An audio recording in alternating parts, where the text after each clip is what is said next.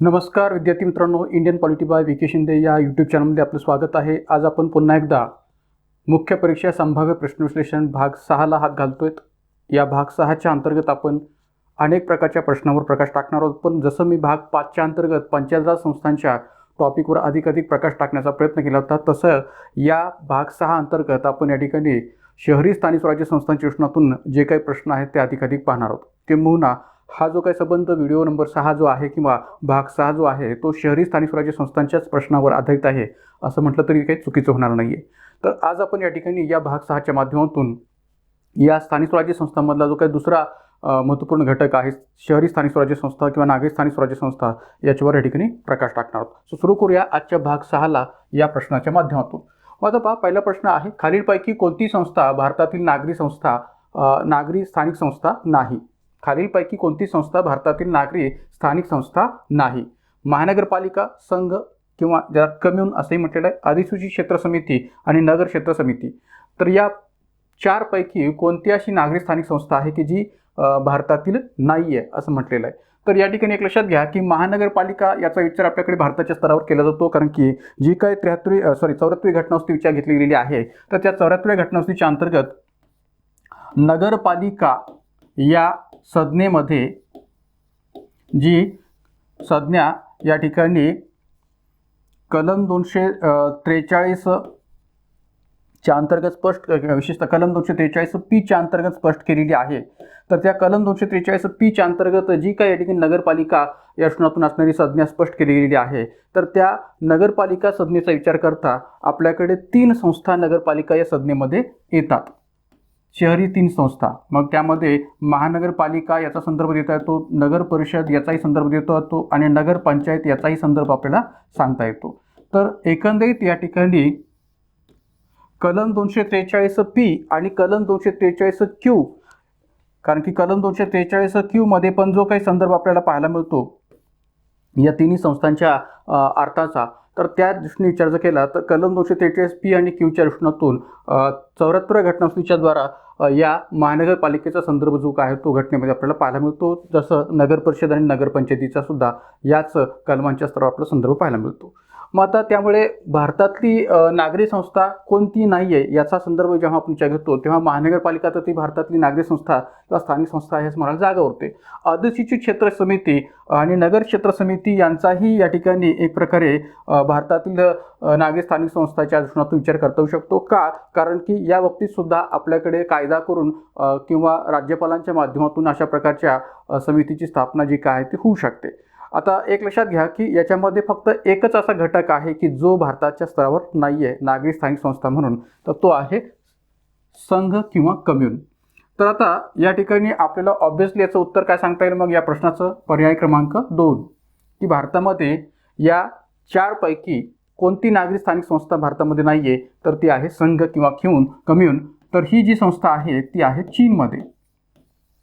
कारण की या एकंदरीत संघ किंवा कम्यून अंतर्गत जे काही लोक आहेत ते लोक एकत्र येतात मालमत्ता आणि श्रमसमुदायाच्या आधारावर आणि एकत्र येऊन या ठिकाणी हे जे काही संस्था आहे ती विचार घेत असतात.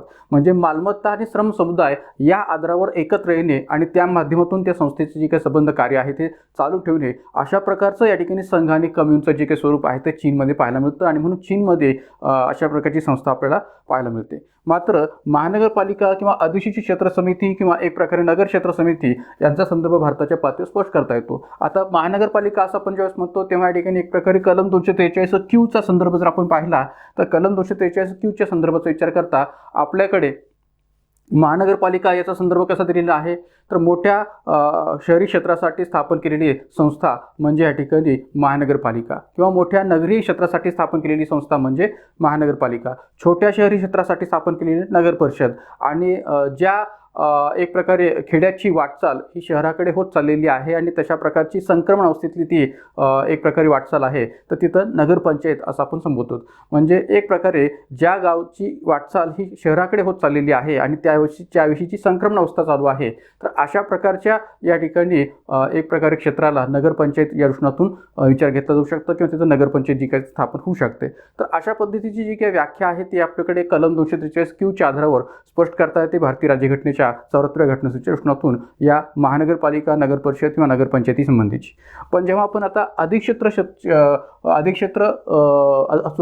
क्षेत्र समिती असं म्हणतो, त्यावेळेस या ठिकाणी अधिसूचित क्षेत्र समिती याचा नेमका संदर्भ कसा आहे, तर जे शहर एका विशिष्ट दृष्टिकोनातून महत्त्व ठेवतं म्हणजे काय, तर एक प्रकारे या ठिकाणी एखाद्या शहराला ऐतिहासिक संदर्भ असतो किंवा एखाद्या शहराला औद्योगिकरणाच्या दृष्टीतून संदर्भ असतो किंवा एखाद्या शहराला या ठिकाणी इतर दृष्टीकोनातून सुद्धा जो काही संदर्भ आहे तो सांगता येऊ शकतो.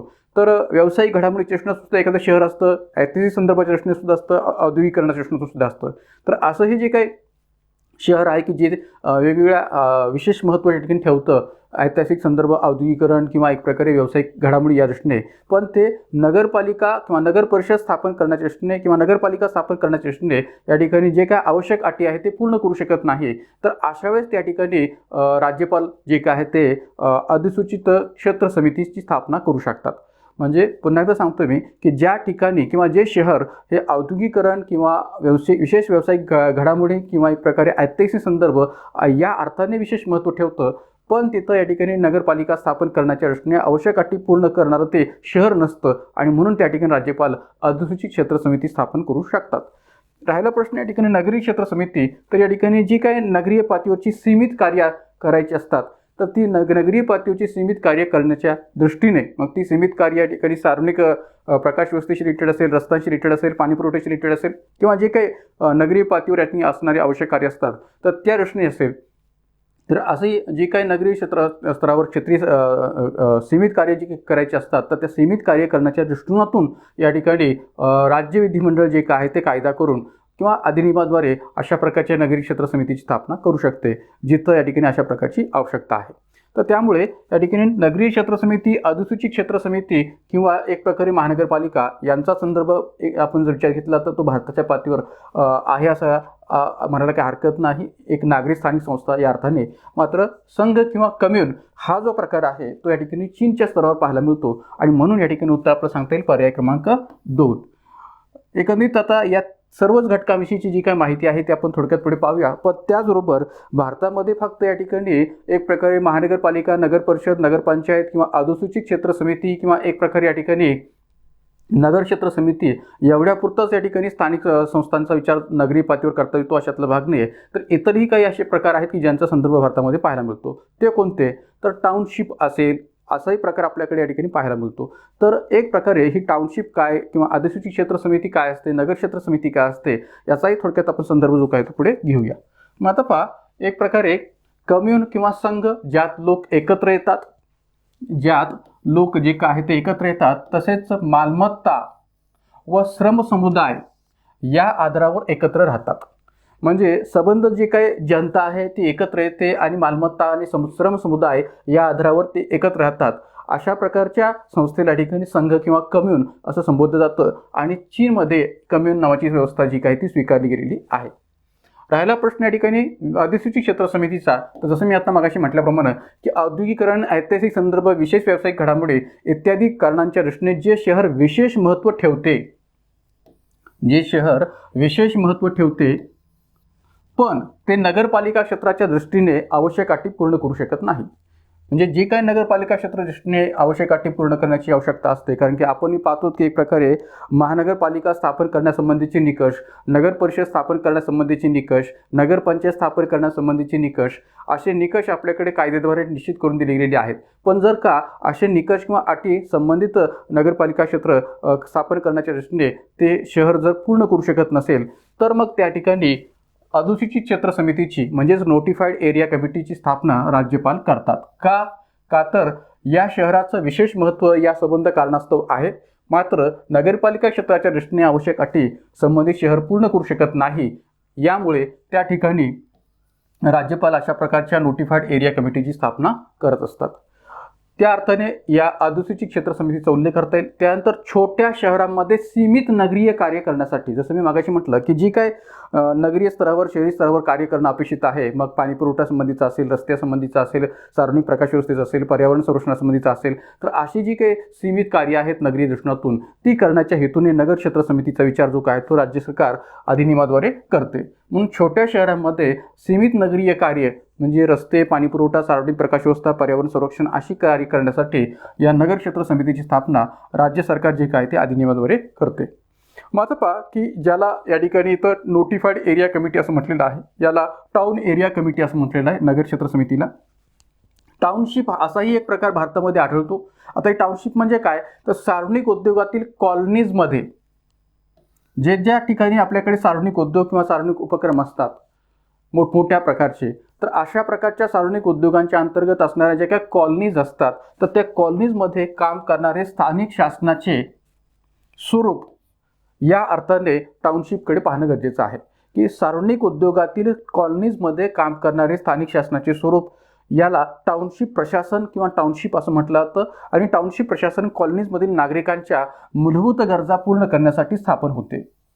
म्हणजे कोणत्या, तर ऑब्व्हियसली या ठिकाणी जे शहरी पातळीवर मूलभूत कामं आहेत नगर परिषदेची किंवा महानगरपालिकेची, ती कोणती आहेत, तर रस्ते, सार्वजनिक पाणीपुरवठा किंवा एक प्रकारे या ठिकाणी सार्वजनिक प्रकाश व्यवस्था अशी जी काही मूलभूत कामे आहेत, मूलभूत आवश्यकता आहेत, ती पूर्ण करण्याच्या दृष्टीने जसं नगर परिषद, महानगरपालिका काम करते, तशीच या ठिकाणी टाउनशिप प्रशासन सुद्धा या सार्वजनिक उद्योगातील कॉलनीजमध्ये नागरिकांच्या मूलभूत गरजा पूर्ण करण्याच्या दृष्टीने स्थापन झालेली असते. आणि म्हणून ही टाउनशिप प्रशासन किंवा टाउनशिप ॲडमिनिस्ट्रेशन हा जो काही प्रकार आहे तो कुठं पाहायला मिळतो, तर ज्या ज्या ठिकाणी भारतामध्ये अनेक प्रकारचे मोठमोठे सार्वजनिक उद्योग आहेत, सार्वजनिक उपक्रम आहेत, तर त्या सार्वजनिक उपक्रमामधील कॉलनीजमध्ये अशा प्रकारची टाउनशिप प्रशासन आपल्याला पाहायला मिळतं.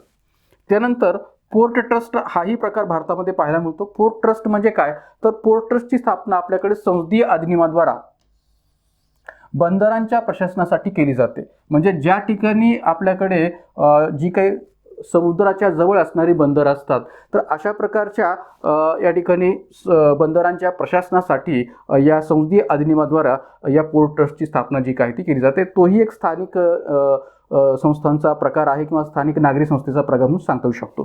तर पोर्ट ट्रस्ट असो, टाउनशिप प्रशासन असो किंवा अधिसूचित क्षेत्र समिती असो, नगर क्षेत्र समिती असो किंवा महानगरपालिका, नगर परिषद, नगरपंचायत असो, तर अशा अनेक प्रकारच्या नागरी स्थानिक संस्था भारतामध्ये आपल्याला पाहायला मिळतात. मात्र संघ किंवा कम्युन हा प्रकार भारतामध्ये अस्तित्वात नाहीये.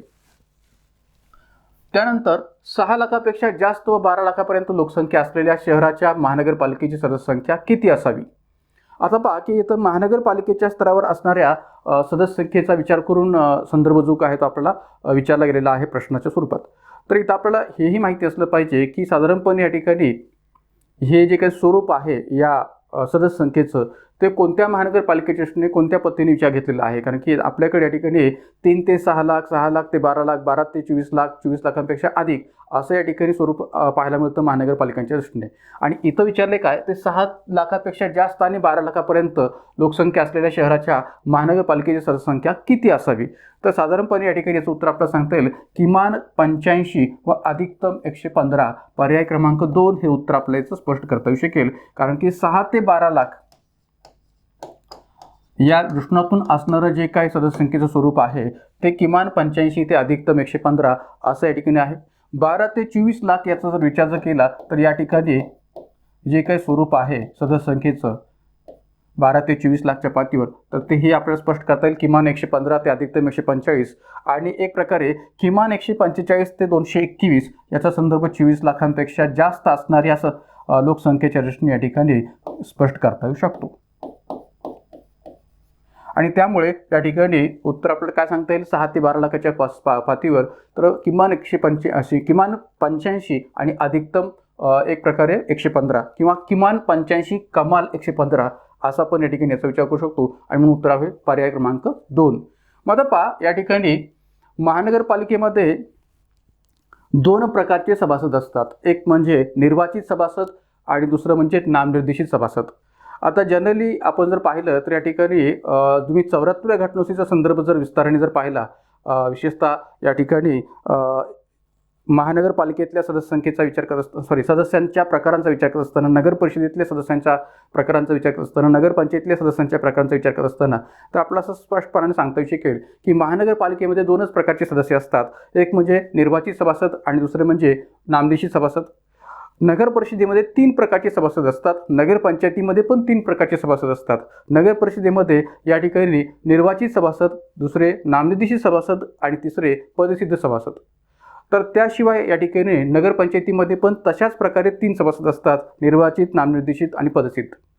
तर एक प्रकारे या ठिकाणी नगर परिषद आणि नगरपंचायतीच्या पातळीवर असणाऱ्या सभासदांच्या प्रकारचं स्वरूप हे वेगळं आहे. महानगरपालिकेमध्ये मात्र या ठिकाणी ते 2च प्रकारचे सभासद आपल्याला स्पष्ट करता येतात. तर मग त्यामध्ये निर्वाचित आणि नामनिर्देशित या सभासदांचा उल्लेख करता येऊ शकतो. पण हा जो प्रश्न इथे विचारला गेलेला आहे तो निर्वाचित सभासदांच्या अनुषंगाने विचारलेला असल्यामुळे आपल्याला निर्वाचित सभासदांचा विचार जो काय तो करायचा आहे. पुढे मी नामनिर्देशित सभासदांच्या दृष्टीने सुद्धा एक प्रश्न सांगितलेला आहे. त्याच्यात आपण नामनिर्देशित सभासदांचं स्वरूप सुद्धा पाहूया. तर आता पहा, या ठिकाणी जर आपण पाहिलं तर मनपामध्ये कमीत कमी 65 तर अधिकाधिक 222 निर्वाचित सभासद असतात. कमीत कमी 65 तर अधिकाधिक 222 निर्वाचित सभासद असतात. मनपा क्षेत्रातील एकूण लोकसंख्ये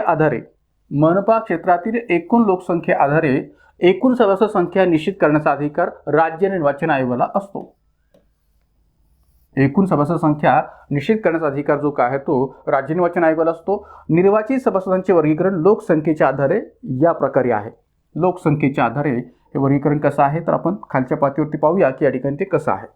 मग आता पहा, या ठिकाणी आपल्याकडे जी काही लोकसंख्येनुसार असणारं वर्गीकरण जे काय आहे ते इथं वेगळ्या पद्धतीने मी स्पष्ट केलेलं आहे. त्या कॅटेगरीनुसारच आपल्याला त्याचा विचार करायचा आहे, का तर याच बेसिसवर आपल्याला प्रश्न जे काय त्यापासून आजपर्यंत विचारलेले आहेत.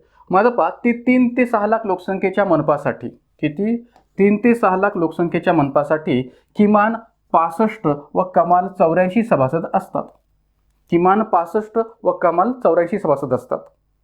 किती लोकसंख्येसाठी? 3 ते 6 लाख लोकसंख्येच्या मनपासाठी किमान 65 व कमाल 84 सभासद असतात.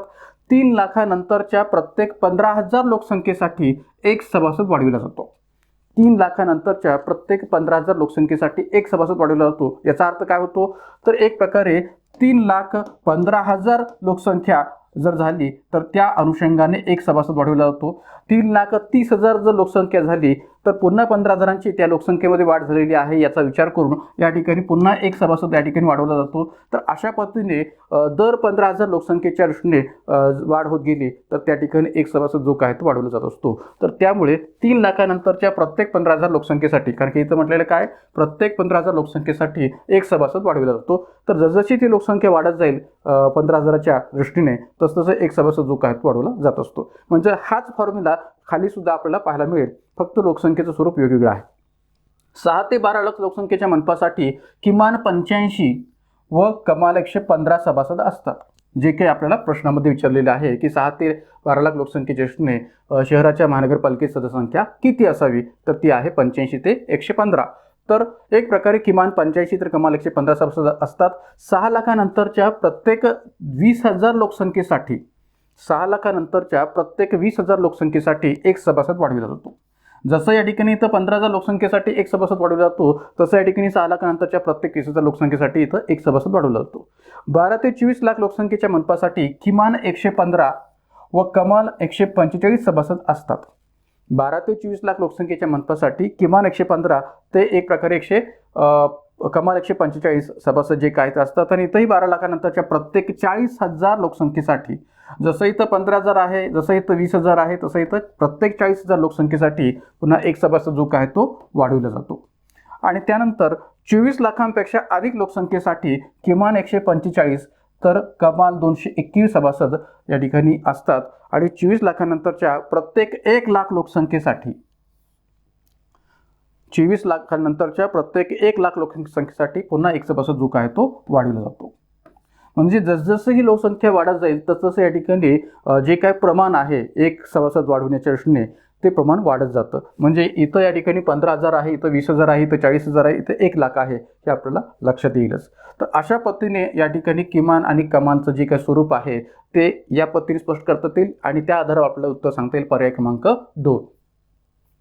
त्यानंतर तिसरा प्रश्न, महानगरपालिका किंवा नगर परिषदेसाठी नामनिर्देशनासाठी अर्हता यासंबंधी विधाने विचारात घ्या. जसं आता आपण हा प्रश्न निर्वाचित सभासदांच्या अनुषंगाने पाहिला तसा आता हा प्रश्न जो काय आहे तो नामनिश्चित सभासदांच्या दृष्टीने पाहूया.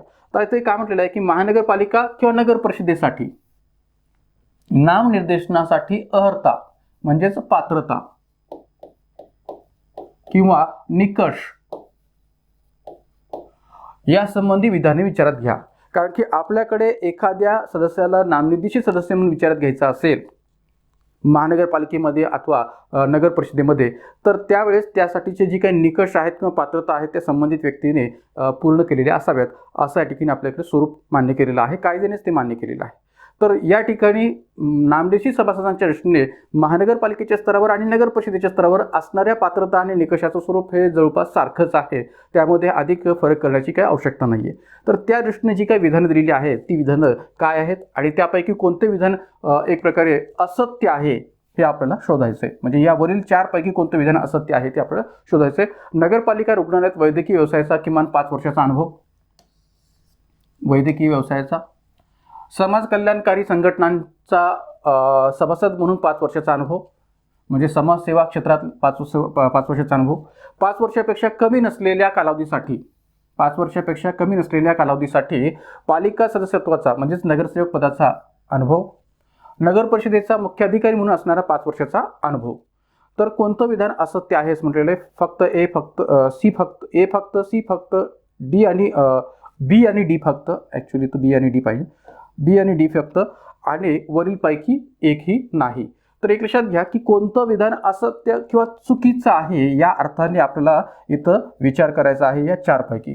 तर जनरली या ठिकाणी महानगरपालिका आणि नगर परिषदेच्या नामनिर्देशनाच्या दृष्टीतून असणारी पात्रता या 4ही विधानामध्ये पाहायला मिळते आणि म्हणून या ठिकाणी उत्तर आपल्याला सांगता येईल पर्याय क्रमांक 4 की वरीलपैकी एकही नाही. कोणतंही विधान असत्य नाही आहे, तर सर्व विधाने सत्य आहेत, सर्व विधाने बरोबर आहेत. कारण की महानगरपालिका आणि नगर परिषदेच्या दृष्टीतून असणारी जी काही नामनिर्देशित सदस्यांच्या पातळीची पात्रता किंवा निकष आहेत किंवा अर्हता आहे ती या संबंध विधानातून पाहायला मिळते आणि म्हणून या ठिकाणी सर्व विधाने बरोबर आहेत, कोणतंही विधान चूक नाही आहे किंवा एक प्रकारे असत्य नाही आहे. तर मग एक लक्षात घ्या, उत्तर आपल्याला सांगता येईल वरीलपैकी एकही नाही. मग आता पहा, थोडंसं इथं विस्ताराने पाहूया. नामनिर्देशित सभासद नगर परिषदेमध्ये निर्वाचित सभासदांशिवाय काही नामनिर्देशित सभासद असतात. मग आता पहा, या ठिकाणी नगर परिषदेमध्ये निर्वाचित सभासदांशिवाय काही नामनिर्देशित सभासद असतात. जसं मी मगाशी सुद्धा म्हटलं होतं की नगर परिषदेमध्ये 3 प्रकारचे सभासद असतात, निर्वाचित, नामनिर्देशित आणि पदसिद्ध. तर एक प्रकारे आता नामनिर्देशित सभासदांचा जेव्हा आपण चेक करतो तेव्हा त्यांची निवड कोण करते? तर एक प्रकारे नगर परिषदेच्या निर्वाचित सभासदांकडूनच त्यांना स्वीकृत केले जाते. कुणाला? नामनिर्देशित सभासदांना किंवा स्वीकृत सभासदांना या ठिकाणी निवडलं जातं किंवा स्वीकृत केलं जातं. आता बहुतांश विद्यार्थ्यांना या ठिकाणी एक जम्बलिंग होते, गोंधळ निर्माण होतो. तो कोणता? की नामनिर्देशित सभासद यांनाच स्वीकृत सभासद असंही म्हटलं जातं आणि स्वीकृत सभासद म्हणजेच नामनिर्देशित सभासद. त्यामुळे दोघांमध्ये फरक करण्याची काही गरज नाही आहे. कारण की बहुतांश विद्यार्थी मला कमेंट करून विचारतात किंवा व्हॉट्सअपवर सुद्धा या ठिकाणी असा प्रश्न विचारतात की सर स्वीकृत सभासद आणि नामनिर्देशित सभासद याच्यामध्ये काही फरक असतो का? दोघे समानच असतात. तर दोन्ही शब्द समान अर्थाने घेण्याची गरज आहे, इथं वेगळा अर्थ त्याचा काढण्याची गरज नाही आहे. तर नगर परिषदेमधल्या निर्वाचित सभासदांच्या माध्यमातूनच या नामनिर्देशित सभासदांचं जे काही स्वीकृती आहे ती होत असते किंवा निवड जी काय ती होत असते. आरोग्य, शिक्षण, कामगार कल्याण किंवा स्थानिक प्रश्नांची जाण असणाऱ्या अनुभवी व्यक्तीमधून हे सभासद नामनिर्देशित केले जातात. जसं या ठिकाणी प्रश्नामध्ये आपण पाहिलं की वैद्यकीय व्यवसायाचा अनुभव किंवा संघटना समाजकालीन संघटनांच्या पातळीवरचा असणारा अनुभव किंवा नगरसेवक पदासंबंधीचा अनुभव किंवा एक प्रकारे नगर परिषद मुख्याधिकारी म्हणून असणारा 5 वर्षाचा अनुभव, अशा वेगळ्या घटकांचा विचार आपण इथं अनुभवाच्या स्तरावर घेतलेला आहे. तर इथंही आरोग्य, शिक्षण, कामगार कल्याण, स्थानिक प्रश्नांची जाण असणाऱ्या अनुभवी व्यक्ती म्हणून हे सभासद नामनिर्देशित केले जातात. या सभासदांची नगर परिषदेतील संख्या, या नामनिर्देशित सभासदांची असणारी नगर परिषदेतील संख्या हे निर्वाचित सभासद संख्येच्या 10% किंवा जास्तीत जास्त 5 असते. निर्वाचित सभासद संख्येच्या 10% किंवा जास्तीत जास्त 5 असते. त्यामुळे हाही संदर्भ या ठिकाणी चांगल्या पद्धतीने लक्षात ठेवा की नामनिर्देशित सभासदांची संख्या ही नगर परिषदेच्या स्तरावर निर्वाचित सभासद संख्येच्या 10% किंवा जास्तीत जास्त 5 असते. त्याचबरोबर या ठिकाणी आता आणखीन एक संदर्भ आपण पाहूया की इथं या दोन्ही पातळीवर महानगरपालिका, नगर परिषद आणि नगर पंचायत या तिन्ही स्तरावर या ठिकाणी या नामनिर्देशित सभासदांचं असणारं स्वरूप नेमकं कसं असतं आणि त्यांचा क्रायटेरिया किंवा निकष पात्रतेचा विचार कशा पद्धतीने केलेला आहे. तर एक लक्षात घ्या, सुरुवातीला आपण पाहूया महानगरपालिकेच्या पातळीवर की महानगरपालिकेच्या पातळीवर नामनिर्देशित सभासदांचा विचार मुंबई प्रांतिकी महानगरपालिका अधिनियम 1949 नुसार, मुंबई प्रांतिकी महानगरपालिका अधिनियम 1949 नुसार मनपामध्ये सुद्धा 5 नामनिर्देशित सभासद असतात. 5 नामनिर्देशित सभासद असतात. यांची निवड मनपातील निर्वाचित सभासद पहिल्या बैठकीत करतात. ज्या पद्धतीने नगर परिषदेच्या निर्वाचित सभासदांच्या माध्यमातून नगर परिषदेच्याच नामशी सभासदांना स्वीकृत केलं जातं किंवा निवडलं जातं, तशाच पद्धतीने महानगरपालिकेतल्याही नामशी सभासदांची निवड हे महानगरपालिकेतले निर्वाचित सभासदच करीत असतात पहिल्या बैठकीमध्ये. ही निवड वैद्यकीय व्यवसायाचा अनुभव, सामाजिक कार्याचा अनुभव, नगरसेवक पदाचा असणारा अनुभव, मनपा आयुक्त पदाचा असणारा अनुभव, नगर परिषद मुख्याधिकारी पदाचा असणारा अनुभव या संबंध आधारावर केली जाते. म्हणजे एक लक्षात घ्या की प्रश्नामध्ये या ठिकाणी आपल्याला फक्त नगर परिषदेच्या प्रश्नातून प्रश्न विचारलेला नाही आहे किंवा फक्त महानगरपालिकेच्या प्रश्नातून विचारलेला नाही आहे, तर दोन्ही दृष्टीने हा प्रश्न विचारलेला आहे. आणि म्हणून मी म्हटलं की या दोन्ही नागरी स्थानिक स्वराज्य संस्थांच्या पातळीवर नामनिर्देशन सदस्यांच्या पातळीवरची असणारी निकष किंवा पात्रता अर्हता ही जवळपास समानच आहे, सारखीच आहे. तर या दोन्हींचाही विचार करून या निकषांचा विचार आपल्याला करायचा आहे की इथंही वैद्यकीय व्यवसायाचा अनुभव, सामाजिक कार्याचा अनुभव, नगरसेवक पदाचा अनुभव, मनपा आयुक्त पदाचा अनुभव किंवा नगर परिषद मुख्याधिकारी पदाचा अनुभव या आधारावर ही जी काय महानगरपालिकेतल्या नामशी सभासदांची निवड आहे ती केली जाते. त्यानंतर नगर परिषदेच्या पातळीवर जर विचार केला तर नामशी सभासदांना नगर परिषदेच्या सर्वसाधारण आणि विशेष सभेत सहभाग घेता येतो, पण मतदानाचा अधिकार नसतो. कुणाला? नामशी सभासदांना. तसंच इथं महानगरपालिकेच्या स्तरावर सुद्धा सांगता येऊ शकेल की महानगरपालिकेच्या अंतर्गत सुद्धा नामशी सभासद जे काय आहेत ते या सभांच्या अंतर्गत सहभागी होऊ शकतात, पण मतदानाचा अधिकार त्यांना नसतो. का नसतो? कारण की ते डायरेक्ट जनतेद्वारा या ठिकाणी निवडले गेलेले नसतात आणि म्हणून त्यांना मतदानाचा अधिकार या सभांतर्गत नसतो. नामशी सभासद होण्यासाठी पुढील एखादी पात्रता आवश्यक असते, ती म्हणजे वैद्यकीय व्यवसायाचा किमान 5 वर्षांचा अनुभव, कामगार कायदेविषयीचा असणारा अनुभव, समाजसेवा क्षेत्रातला असणारा 5 वर्षांचा अनुभव, नगर परिषद मुख्याधिकारी पदाचा असणारा 5 वर्षाचा अनुभव. तर अशा पद्धतीने या विभिन्न क्षेत्रातला असणारा अनुभव त्यांच्याकडे असणं गरजेचं आहे. त्यानंतर नामनिशी सभासदांचा नगरपंचायतीच्या पातळीवर जेव्हा आपण विचार करतो तेव्हा स्वरूप थोडंसं वेगळं पाहायला मिळतं नगरपंचायतीच्या स्तरावर. म्हणजे इथंही नामनिशी सभासद असतात, पण त्याचं स्वरूप वेगळं का पाहायला मिळतं असं म्हणतो मी, कारण की यांची निवड जी काय आहे ती निर्वाचित नगरसेवकांच्याद्वारे होत नसते. नगरपंचायतींच्या निर्वाचित सदस्यांच्याद्वारे किंवा नगरसेवकांच्याद्वारे या नामनिशी सभासदांची निवड होत नसते. जसं महापालिकेमध्ये आणि नगर परिषदेमध्ये निर्वाचित सदस्यच या ठिकाणी नामनिशी सदस्यांची निवड करतात, तसं या ठिकाणी या नगरपंचायतीमध्ये पाहायला मिळत नाही. कसं ते पाहता? नागरी प्रशासनातील विशेष ज्ञान किंवा प्रदीर्घ अनुभव असणाऱ्या व्यक्तींमधून 2 तज्ज्ञ सभासदांचा नगरपंचायतीवर नामनिर्देशित करण्याचा अधिकार राज्य शासनाला आहे. म्हणजे 2 तज्ज्ञ सभासदांना या नगरपंचायतीवर नामनिर्देशित करण्याचा अधिकार कुणाकडे आहे? राज्य शासनाला आहे. म्हणजे एक प्रकारे जसं इथं निर्वाचित सदस्यांना हा अधिकार आहे त्यांना निवडण्याचा, तसं नगरपंचायतीमध्ये आहे का? नाही आहे. तर अशा नागरी बाबतीत या ठिकाणी ज्ञान आणि प्रदीर्घ अनुभव असणाऱ्या व्यक्तींमधून 2 तज्ज्ञ व्यक्तींचा या नगरपंचायतीवर नामनिर्देशन करण्याचा अधिकार जो काय आहे तो राज्य शासनाला आहे किंवा राज्य शासनाला असतो. तर अशा नामनिर्देशित सभासदांना नगरपंचायतीच्या बैठकीत भाग घेता येतो, मात्र मतदानाचा अधिकार नसतो. म्हणजे नगरपंचायतीच्या स्तरावर सुद्धा त्यांना मतदानाचा अधिकार नसतो, नगर परिषदेच्या स्तरावर सुद्धा अशा नामनिर्देशित सभासदांना मतदानाचा अधिकार नसतो आणि महानगरपालिकेच्या स्तरावर सुद्धा अशा नामनिर्देशित सभासदांना मतदानाचा अधिकार नसतो. तर ही बाब आपण चांगल्या पद्धतीने लक्षात ठेवावी. आणि कोणत्या संस्थांच्या अंतर्गत नामनिर्देशित सभासदांची निर्वाचित सदस्यांच्याद्वारे निवड होते? तर महानगरपालिका आणि नगर परिषदेमध्ये ही निवड होते, मात्र नगरपंचायतीमध्ये राज्य शासन यांना नॉमिनेट करत असतं. आणखीन एक महत्त्वपूर्ण बदल मी इथं सांगू इच्छितोय की जो अलीकडे झालेला आहे. 10 जानेवारी 2023च्या पातळीवर जर आपण विचार केला, 10 जानेवारी 2023 काय बदल झालेला 10 जानेवारी 2023ला? तर सध्याच्या असणाऱ्या महाराष्ट्रातल्या एकनाथ शिंदे सरकारने महानगरपालिकेच्या पातळीवरच्या असणाऱ्या नामनिर्देशित सभासदांची जी काही संख्या आहे ती दुपटीने वाढवण्याचा निर्णय घेतलेला आहे. कधी?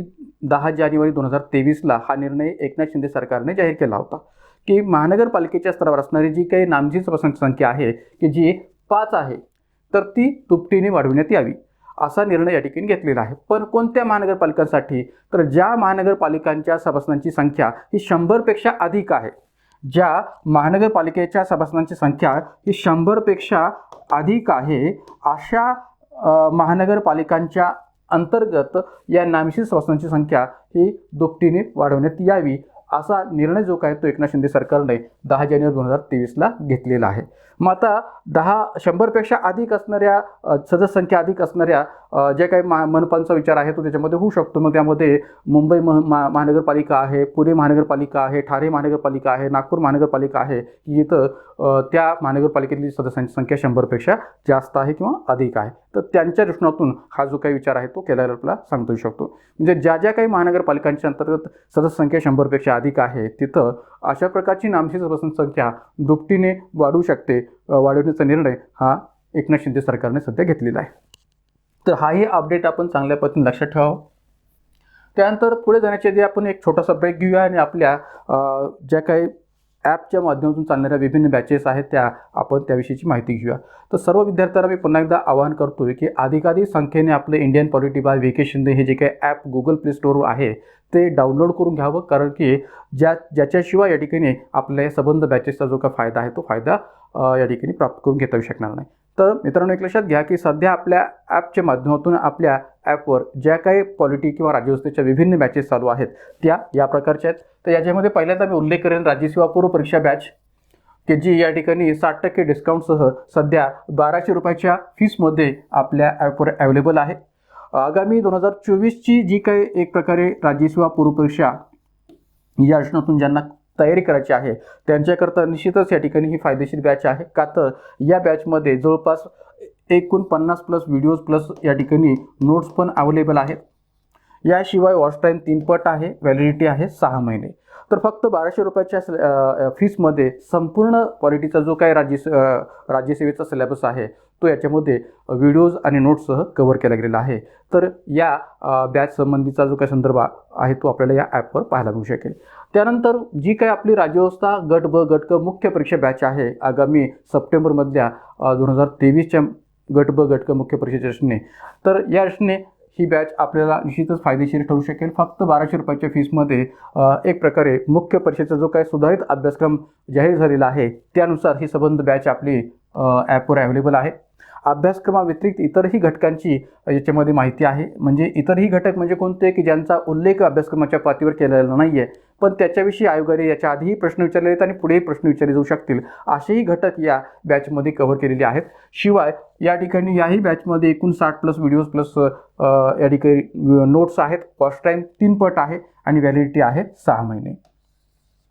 तर याही बॅचला तुम्ही फक्त 1200 रुपयाच्या फीसमध्ये प्राप्त करू शकता की जी मुख्य परीक्षेची बॅच आहे गट ब गट क मुख्य परीक्षा बॅच. याशिवाय या ठिकाणी राज्यसेवा मुख्य परीक्षेच्या अनुषंगाने सुद्धा आपली ज्या काही 2 बॅचेस आहेत त्या ॲपवर सध्या उपलब्ध आहेत. तर एक लक्षात घ्या की यामध्ये मी 2 भागात या बॅचेसचा संदर्भ या ठिकाणी स्पष्ट करतोय. तर जो काही या ठिकाणी पहिल्या बॅचचा संदर्भ सांगतोय तो आहे राज्यसेवा मुख्य परीक्षा GS2 special batch part 1. Part 1च्या रचनेतून असणारी ही बॅच आहे. आता एक लक्षात घ्या की आपल्या GS2च्या पेपरमध्ये कुठेही पार्ट 1 आणि पार्ट 2 असा उल्लेख नाही आहे. पण विद्यार्थ्यांच्या मागणीस्तव आणि अभ्यासाच्या सोयीच्या दृष्टीने या ठिकाणी पार्ट 1 आणि पार्ट 2मध्ये अशा 2 बॅचेस आपण आपल्या ॲपवर स्पष्ट केलेल्या आहेत किंवा तयार केलेल्या आहेत. तर पार्ट 1च्या या GS2च्या बॅचमध्ये या ठिकाणी एक प्रकारे हा संबंध ज्या काही घटकांचा सिलेबस आहे तो कव्हर केला गेलेला आहे. एकूण 8 घटकांचा सिलेबस जो आहे तो याच्यामध्ये कव्हर केलेला आहे. हे 8 घटक जर कोणते असतील तर ते आहेत भारताचे संविधान, भारतीय संघराज्य व्यवस्था, भारतीय प्रशासनाचा उगम, राज्य शासन व प्रशासन, ग्रामीण आणि नागरी स्थानिक स्वराज्य संस्था, जिल्हा प्रशासन, पक्ष आणि हितसंबंधी गट आणि निवडणूक प्रक्रिया. हे जे काही पहिले 8 घटक GS2च्या पेपरमध्ये आहेत ते संबंध 8 घटक या ठिकाणी त्यामधून GS2चा जवळपास 50% सिलेबस जो आहे तो कव्हर होतो. असे हे 50% सिलेबस कव्हर होणारे 8ही घटक या GS2च्या पेपरमधले आपण या बॅचमध्ये कव्हर केलेले आहेत. आणि या बॅचची फीस आहे फक्त 1300 रुपये. तर 1300 रुपयाच्या या फीसमध्ये आपण एकूण 80+ videos plus notes, watch time 3 पट आणि व्हॅलिडिटी 8 महिने या पद्धतीने हा संबंधी जी काही बॅच आहे ती प्राप्त करू शकता. त्याचबरोबर या ठिकाणी दुसरी जी काही आपली GS2 पार्ट 2ची बॅच आहे फक्त नवीन घटकांच्या समावेशाच्या दृष्टीतून. तर ही जी काही पार्ट 2ची बॅच आहे ती फक्त जे काही आपल्याकडे जुलै 2020मध्ये GS2च्या सिलेबस बेसिसवर किंवा संबंध GS बेसिसवर सुधारणा झालेली आहे त्या सुधारणांच्या दृष्टीतून फक्त नवीन घटकांची असणारी ही बॅच आहे. तर यामध्ये या ठिकाणी भारतीय प्रशासनाचा उगम, प्रशासकीय कायदा, काही सुसंबद्ध कायदे, कृषी प्रशासन व ग्रामीण अर्थव्यवस्था, घटनात्मक आणि वैधानिक संस्था, लोक प्रशासनातील संकल्पना, दृष्टिकोन आणि सिद्धांत आणि सार्वजनिक धोरण, हे जे काही 7 घटक आहेत की जे या ठिकाणी बॅचमध्ये कव्हर केलेले आहेत. GS2 पार्ट 2 नावाने फक्त नवीन घटकासंबंधीची असणारी ही बॅच आहे. तर ही पण बॅच जवळपास 70+ व्हिडिओज आणि नोट्सच्या सह असणारी बॅच आहे. वॉच टाईम 3 पट आहे, व्हॅलिडिटी आहे 8 महिने. भले या ठिकाणी हे 7 घटक याच्यामध्ये कव्हर केलेले असले तरी इतर जे काही उर्वरित घटक आहेत, जसे प्रसारमाध्यमं, शिक्षण पद्धती किंवा सार्वजनिक सेवा, असे इतरही जे काही घटक आहेत की ज्या घटकाविषयीच्या नोट्स या बॅचमध्ये आपल्याला फ्रीमध्ये कॉम्प्लिमेंटरी बेसिसवर अवेलेबल होतील. तर एकंदरीत 1200 रुपयाच्या फीसमध्ये GS2 पार्ट 2 फक्त नवीन घटकांशी संबंधित असणारी बॅच आपल्याला या ठिकाणी एक प्रकारे आपल्या ॲपवर उपलब्ध आहे. लवकरच ही बॅच जी काय आहे ती सर्व क्षमतेसह किंवा सर्व व्हिडिओजसह स्टार्ट होणार आहे. ॲक्च्युली ही बॅच या ठिकाणी आपल्या ॲपवर अवेलेबल आहे, पण आणखीन पूर्ण क्षमतेने सुरू झालेली नाही आहे, पण ती लवकरच या ठिकाणी 15 जुलैपर्यंत सुरू होणार आहे. तर एक लक्षात घ्या, या दोन्ही बॅचेसविषयी किंवा अगोदरच्याही या दोन्ही बॅचेसविषयी कोणत्याही प्रकारची एन्क्वायरी करायची असेल तर या कॉन्टॅक्ट नंबरवर आपण एन्क्वायरी करू शकता. एवढंच नव्हे तर या ठिकाणी ज्यांना कोणाला व्हिडिओज बेसिसवर बॅचेस नको आहेत, केवळ नोट्स बेसिसवर बॅचेस हवे आहेत, त्यांच्याकरता सुद्धा या ठिकाणी नोट्स बॅचेससुद्धा आपण अवेलेबल करून दिलेले आहेत आपल्या ॲपच्या माध्यमातून. तर गट ब गट क मुख्य परीक्षा PDF नोट्स बॅच फक्त 540 रुपयाच्या फीसमध्ये अवेलेबल आहे. सर्व सुधारित अभ्यासक्रमांच्या अनुषंगाने ही संबंध बॅच आहे आणि एकूण 40+ PDF फाईल्स याच्यामध्ये आपल्याला प्राप्त होतील. घटकनिहाय प्रश्न विश्लेषण नोट्स पण आपण याच्यामध्ये प्राप्त होतील आणि संबंध PDF डाउनलोड करून त्याची प्रिंटही तुम्हाला काढता येऊ शकेल. तसंच या ठिकाणी GS2च्या संपूर्ण पेपरची असणारी GS2 PDF नोट्स बॅचसुद्धा राज्यसेवा मुख्य परीक्षेच्या अनुषंगाने आपली ॲपवर अवेलेबल आहे. तर याही बॅचमध्ये या ठिकाणी 1500 रुपयाच्या फीसमध्ये संपूर्ण GS2च्या पेपरच्या जे काही नोट्स आहेत ते अवेलेबल आहेत. एकूण 100+ PDF फाईल्स आहेत, सुधारित अभ्यासक्रमाप्रमाणेच नोट्स आहेत आणि PDF डाउनलोड करून याचीही प्रिंट आपल्याला काढता येऊ शकेल. तर एक प्रकारे याही PDF नोट्स बॅचचे संबंधी कोणती एन्क्वायरी करायची असेल तर या कॉन्टॅक्ट नंबरवर आपण एन्क्वायरी करू शकता. जाऊया पुढच्या प्रश्नाकडे. महानगरपालिकेची अनिवार्य आणि ऐच्छिक कामे यांचा योग्य क्रम ओळखा. आता पहा, बहुतांश विद्यार्थ्यांना हा प्रश्न वरवर पाहता सोपा वाटतो आणि वाटतं की या ठिकाणी एक प्रकारे या प्रश्नाला आपण सहज पद्धतीने सोडवू शकतो. पण या अनिवार्य आणि ऐच्छिक कार्याच्या प्रश्नातून असणारे 2 प्रश्न मी या ठिकाणी सांगणार आहे. हा एक प्रश्न आणि पुढचा एक प्रश्न. आणि मग बहुतांश वेळा या ठिकाणी आपण प्रश्न हा योग्य पद्धतीने समजून न घेतल्यामुळे आपल्याला त्याचं उत्तर जे काय आहे ते योग्य पद्धतीने लिहिता येत नाही किंवा मांडता येत नाही आणि मग आपल्याकडून प्रश्न जो काय आहे तो सोपा असताना सुद्धा चुकतो असं म्हणायला काही हरकत नाही. तर समजून घेणं अपेक्षित का आहे, तर बहुतांश विद्यार्थ्यांना जेव्हा मी असं विचारतो की अनिवार्य कार्य म्हणजे काय, ऐच्छिक कार्य म्हणजे काय, हे जोपर्यंत आपल्याला योग्य पद्धतीने समजणार नाही तोपर्यंत त्या ठिकाणी त्याला योग्य पद्धतीने आपण न्याय देऊ शकणार नाही.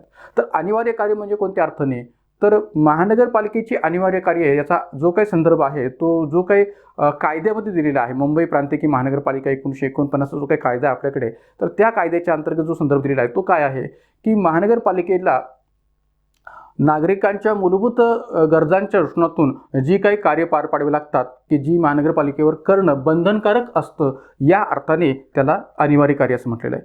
म्हणजे नागरिकांच्या मूलभूत गरजांशी संबंधित कार्य की जी महानगरपालिकेला करणं बंधनकारक असतं त्यांना आपण अनिवार्य कार्य असं म्हणतो. आणि नागरिकांच्या दुय्यम गरजांशी संबंधित कार्य की जी महानगरपालिका स्वतःच्या आर्थिक क्षमतेनुसार किंवा आवश्यकतेनुसार विचारात घेत असते तिला आपण ऐच्छिक कार्य असं म्हणत असतो. म्हणून दोन्हीमधला जो फरक आहे की नागरिकांच्या मूलभूत गरजांशी संबंधित कार्य म्हणजे अनिवार्य कार्य आणि जी नागरिकांच्या दुय्यम गरजांशी संबंधित कार्य आहेत आणि महानगरपालिका त्या कार्यांचा आपल्या आर्थिक क्षमतेनुसार आणि आवश्यकतेनुसार विचार करते त्याला आपण ऐच्छिक कार्य असं समजतो. म्हणून त्यामुळे या क्रायटेरियाच्या बेसिसवर जे कार्य या ठिकाणी आपल्याला विचार घेता येऊ शकतं त्याचा संदर्भ आपण इथं विचार घेणं गरजेचं असतं. तर बहुतांश वेळा ही तर मुलं चुकण्याचं एकमेव कारण काय, तर ते या व्याख्येच्या बेसिसवर या कार्यांचा विचार करत नाहीत म्हणून आता पहा, इथंही प्रश्न काय आहे की महानगरपालिकेची अनिवार्य आणि ऐच्छिक कार्यांचा योग्य क्रम ओळखा. रस्ते व सार्वजनिक स्थळांची स्वच्छता, उद्याने व पोहण्याचे तलाव यांची सोय करणे, वृक्षारोपण व क्रीडांगणे, प्राथमिक शिक्षणाची सोय करणे, रुग्णवाहिका सेवा उपलब्ध करणे, गटार व्यवस्था व सार्वजनिक स्वच्छतागृहांची उभारणी व निगराणी. मग आता पर्याय उत्तरे अनिवार्य म्हणजे चा जो पर्याय आहे तो अनिवार्य, B ऐच्छिक, C ऐच्छिक, D अनिवार्य, E ऐच्छिक आणि F अनिवार्य. पुन्हा दुसऱ्या पर्यायामध्ये A अनिवार्य, B ऐच्छिक, C अनिवार्य, D ऐच्छिक, ई अनिवार्य, एफ अनिवार्य. तिसऱ्या पर्यायामध्ये ए ऐच्छिक, बी ऐच्छिक, सी अनिवार्य, डी अनिवार्य, ई अनिवार्य आणि एफ ऐच्छिक. चौथा पर्यायामध्ये ए ऐच्छिक, बी अनिवार्य, सी ऐच्छिक, डी ऐच्छिक, ई ऐच्छिक आणि एफ अनिवार्य. तर आता एक लक्षात घ्या की ह्या सबंध पर्यायांचा नीट लक्षपूर्वक आपण विचार करून यांचा संदर्भ विचार घ्यायचा आहे.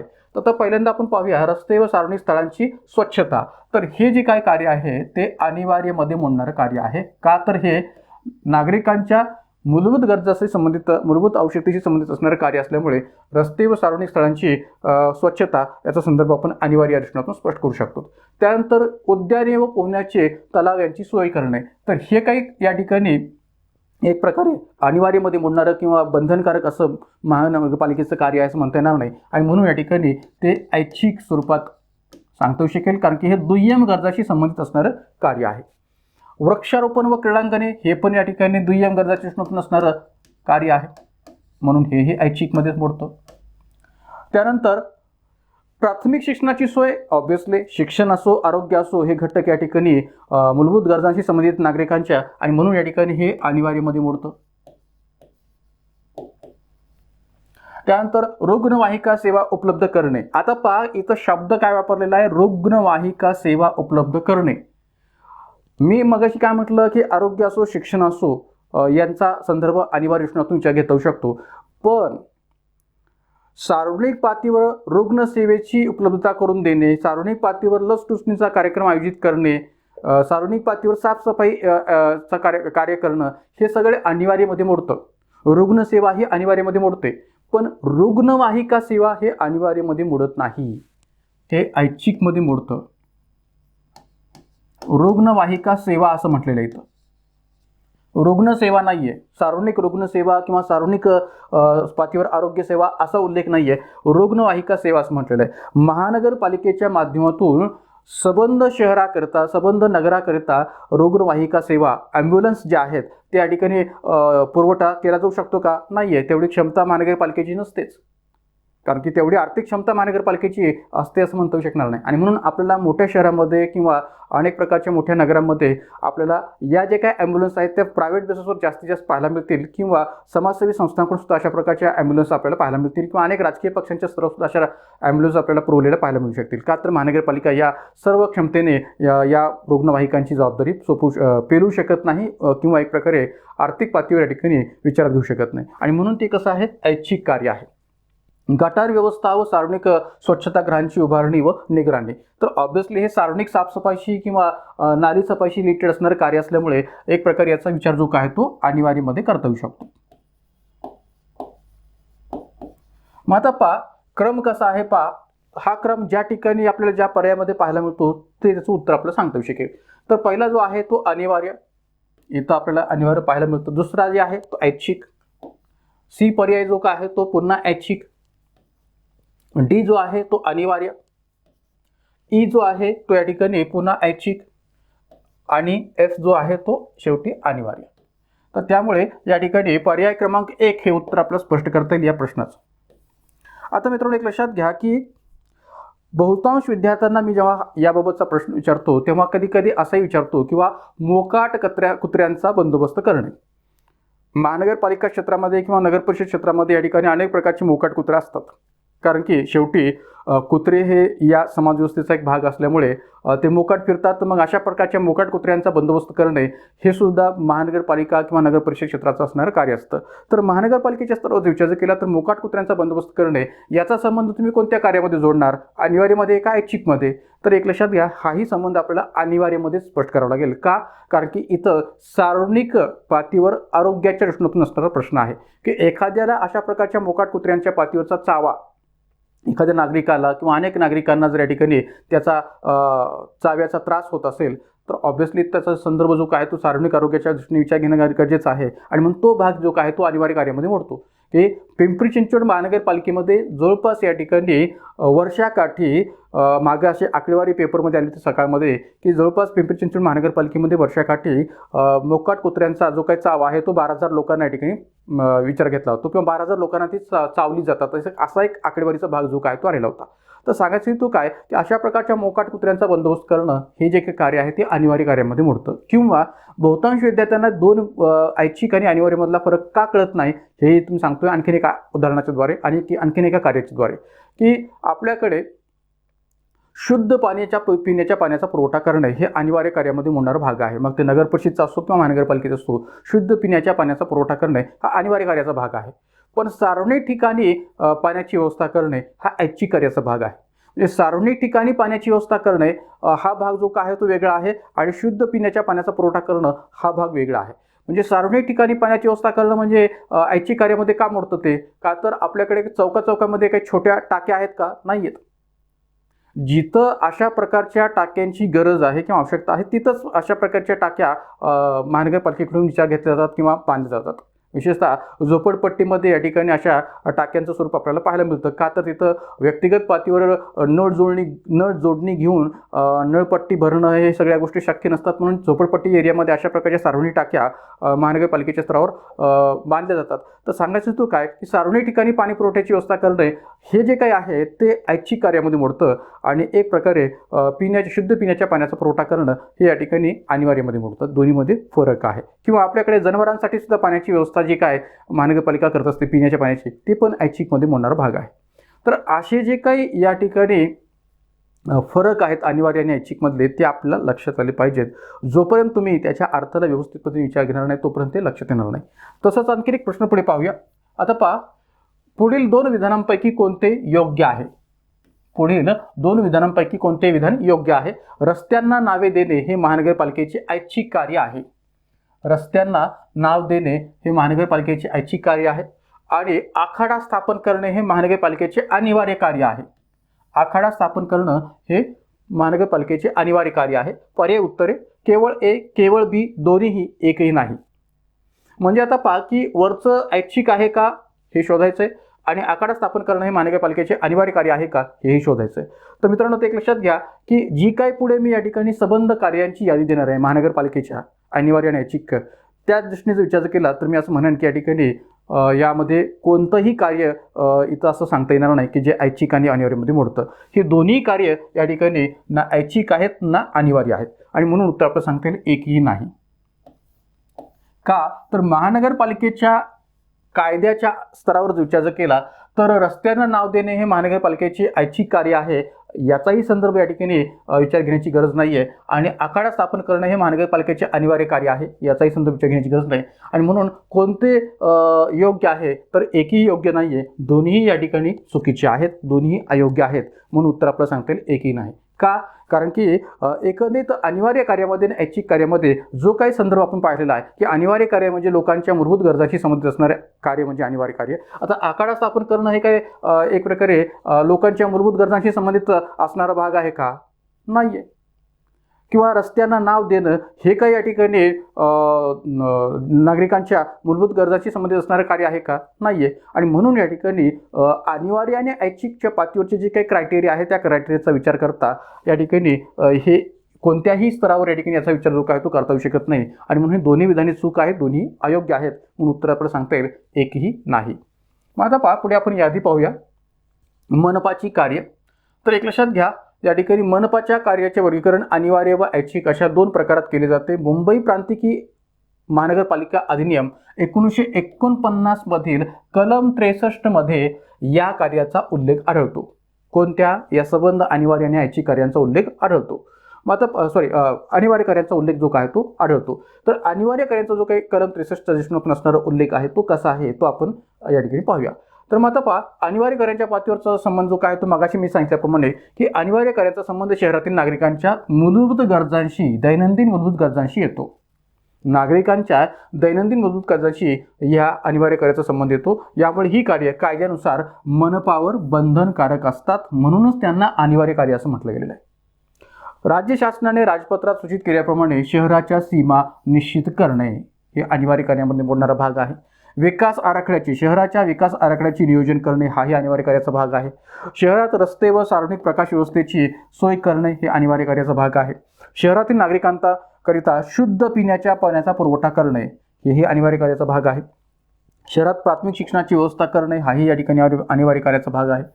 त्यानंतर शहरात जलनिस्सारण आणि मलनिस्सारणाची सोय करणे, म्हणजेच एक प्रकारे या ठिकाणी सार्वजनिक साफसफाईच्या रचनेचा उल्लेख करता येईल.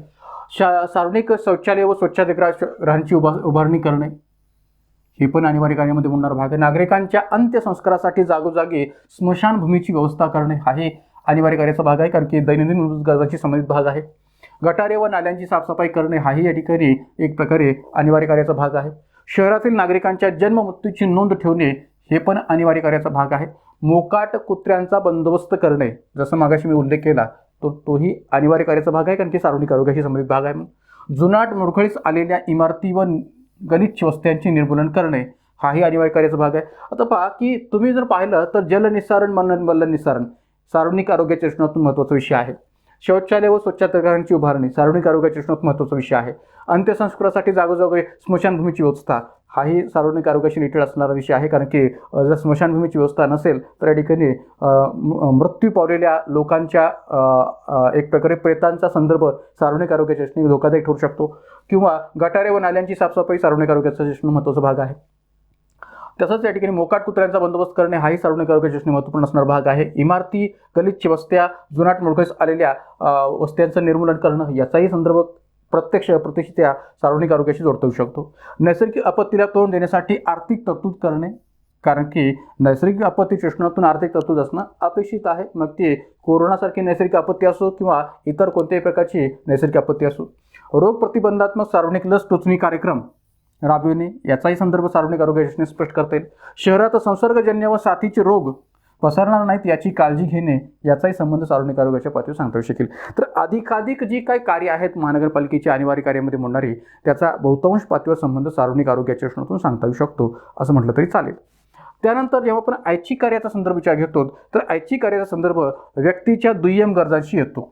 जसं मी मागाशी म्हटलं की दुय्यम गरजांशी येतो, आणि कोणतीही महानगरपालिका या संबंध ऐच्छिक कार्यांचा विचार आपल्या आर्थिक क्षमतेनुसार व गरजेनुसार करत असते.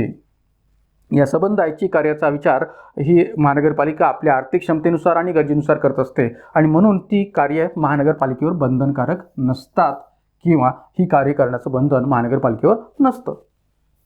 माझा मुंबई प्रांतिक महानगरपालिका अधिनियम 1949च्या कलम 66 नुसार, कलम 66 मध्ये ही कार्य स्पष्ट केलेली. कोणती? ऐच्छिक कार्य. कलम 63 मध्ये अनिवार्य कार्यांचा संदर्भ आहे. कलम 66 मध्ये या कायद्याच्या ऐच्छिक कार्याचा संदर्भ स्पष्ट केलेला आहे. मग कोणत्या ऐच्छिक कार्य आहेत? आंधळे, बहिरे, मुके, निराश्रित, आजारी यांच्यावर उपचार करण्यासाठी संस्था उभारणे, शहरातील गलिच्छ वस्त्यांची सुधारणा करून प्राथमिक सुविधा पुरविणे, त्यानंतर सार्वजनिक बाग, उद्याने, क्रीडांगणे, व्यायामशाळा यांची सोय करणे, मनोरंजन साधनांचा विकास करणे, रस्त्याच्या दुतर्फा झाडे लावणे व त्यांची निगा राखणे, नाट्यगृहे, विश्रामगृहे, रुग्णालये, व्यापारी संकुल यांचे बांधकाम करणे व त्यांची निगा करणे, सार्वजनिक ठिकाणी जनतेकरता मी ज्याचा संदर्भ मगाशी या ठिकाणी दिला होता की शुद्ध पिण्याच्या पाण्याचा पुरवठा करणे अनिवार्य कार्यामध्ये मोडतं, पण सार्वजनिक ठिकाणी जनतेकरता पिण्याच्या पाण्याची सोय करणं किंवा जनावरांसाठी पिण्याच्या पाण्याची हौद उभारणं हे ऐच्छिक कार्याचा भाग आहे.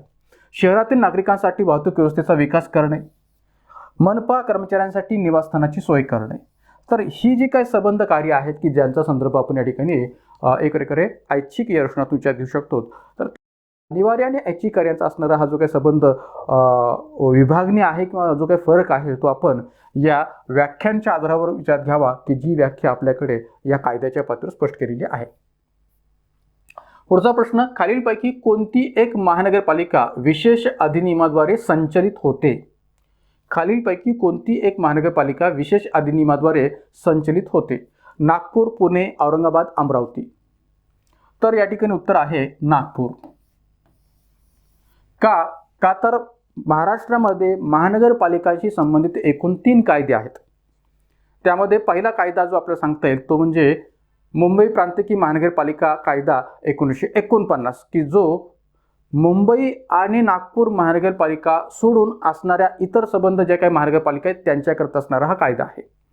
म्हणजे सांगायचं तो आपल्याला असं म्हणता येईल की एकंदरीत आज पातळीवर जर आपण विचार केला तर महाराष्ट्रामध्ये असणाऱ्या महानगरपालिकांची संख्या 29 पर्यंत पोहोचलेली आहे. तर या 29 महानगरपालिकांच्या पातळीवर मुंबई महानगरपालिका आणि नागपूर महानगरपालिका यांच्यासाठीचा कायदा वेगळा आहे. मुंबई आणि नागपूर महानगरपालिकेकरता असणारा कायदा वेगळा आहे आणि उर्वरित 27 महानगरपालिकांसाठीच असणारा कायदा जो आहे तो वेगळा आहे. आणि म्हणून एकंदरीत विचार जर केला तर या ठिकाणी नागपूर महानगरपालिकेकरता असणारा कायदा कोणता आहे तर नागपूर महानगरपालिका अधिनियम 1948 हा जो काही कायदा आहे तो या ठिकाणी नागपूर महानगरपालिकेच्या तुमच्या घेतला होतो. नागपूर महानगरपालिका अधिनियम 1948 आणि मुंबई महानगरपालिका अधिनियम 1888 हा मुंबईकरता असणारा कायदा म्हणून आपल्याला सांगता येऊ शकतो की जो मुंबई महानगरपालिकेसाठी विचार घेतला जातो. आणि म्हणून मुंबई आणि नागपूर वगळता बाकी इतर महानगरपालिकांकरता असणारा कायदा जो आहे तो मुंबई प्रांतिक महानगरपालिका कायदा 1949 हा आपल्याला स्पष्ट करता येईल. आणि म्हणून विशेष अधिनियमाद्वारे संचलित होते कोणती तर नागपूर महानगरपालिका. माझा पहा मुंबई महानगरपालिका अधिनियम 1888 हा कायदा केवळ मुंबई मनपासाठी आहे. नागपूर महानगरपालिका अधिनियम 1948 हा कायदा केवळ नागपूर मनपाकरता आहे. मुंबई प्रांतिक महानगरपालिका अधिनियम 1949 हा कायदा महाराष्ट्रातील मुंबई व नागपूर सोडून राज्यातील उर्वरित व नवीन मनपा स्थापन करण्यासाठी आहे. म्हणजे एक प्रकारे उर्वरित आणि नवीन मनपा मग ती या ठिकाणी पुणे असो, औरंगाबाद असो किंवा इतर कोणत्याही प्रकारची महानगरपालिका असो किंवा नव्याने स्थापन होणारी महानगरपालिका असो यांच्याकरता मुंबई प्रांतिक महानगरपालिका अधिनियम 1949 हा कायदा या ठिकाणी विचार घेतला जातो. त्यानंतर जी काय आपल्याकडे इतर दोन संस्था आहेत कोणत्या नगर परिषद आणि नगरपंचायत यांच्याकरता असणारा जो कायदा आहे तो या प्रकारचा आहे नगर परिषद नगरपंचायत औद्योगिक नागरी अधिनियम 1965. म्हणजे आपल्याकडे नगर परिषदेची निर्मिती किंवा नगरपंचायतींची निर्मिती ही सुद्धा महाराष्ट्र नगर परिषद नगरपंचायत औद्योगिक नागरी अधिनियम 1965 या कायद्याखाली केली जाते किंवा यानुसारच केली जाते. त्यामुळे नगर परिषद आणि नगरपंचायती करता असणारा महाराष्ट्रातला कायदा हा 1965चा कायदा म्हणून आपल्याला स्पष्ट करता येतो. तर अशा पद्धतीने या ठिकाणी याचा संदर्भ आपल्याला सांगता येईल. पुन्हा एकदा आपण पुढे जाण्याच्या आधी एक छोटासा ब्रेक घेऊन आपल्या ॲपच्या माध्यमातून चालणाऱ्या इतर बॅचेस विषयीची थोडक्यात माहिती घेऊया. तर मी मित्रांनो एक लक्षात घ्या की जी काही मी विस्तृत माहिती या संबंध पंचायत राज विषयीची किंवा महानगरपालिका किंवा नगर परिषद नगरपंचायत या दृष्टिकोनातून शहरी स्थानिक स्वराज्य संस्थांविषयीची स्पष्ट करतोय ते स्पष्ट करत असताना जे काही संदर्भ मी तुम्हाला या ठिकाणी स्क्रीनवर स्पष्ट करतोय मग या ठिकाणी नगर परिषदेसंबंधीचे असोत महानगरपालिकेशी संबंधित असोत किंवा इतर कोणती असोत यांचा जो संदर्भ आहे तो आपण एक प्रकारे आपल्या पंचायत राज आणि नागरी असोसिएशन स्पेशल बॅचमध्ये विस्ताराने घेतलेला आहे. म्हणजे एक प्रकारे मी असं म्हणेन की अशा प्रकारचे तिन्ही संस्थांसंबंधीचे तक्ते असतील मग ते ग्रामपंचायत असो, पंचायत समिती असो, जिल्हा परिषद असो यांच्याविषयीचे तक्ते असतील किंवा महानगरपालिका नगरपरिषद नगरपंचायती यांच्याविषयीचे तक्ते असतील तर अशा वेगवेगळ्या प्रकारच्या घटकांच्या आधारावर या ठिकाणी असे विस्तृत तक्ते आपण आपल्या या स्पेशल बॅचमध्ये या ठिकाणी देण्याचा प्रयत्न केलेला आहे. किंबहुना या तक्त्यांच्या शिवाय विस्तृत माहितीसुद्धा आपल्याला या बॅचमध्ये जे काय पंचायत राज आणि नागरी असोसिएशन संस्था आहेत यांच्या दृष्टीने अवेलेबल होईल आणि याच्या नोट्सही आपल्याला याच्यामध्ये प्राप्त होतील. तर त्यामुळे ही जी काय आपली फक्त 300 रुपयांच्या फीसमध्ये असणारी पंचायत राज आणि नागरी असोसिएशन स्पेशल बॅच आहे ती आपली ॲपवर अवेलेबल आहे आणि 19+ व्हिडिओज प्लस नोट्सच्या दृष्टीने असणारी ही बॅच आहे.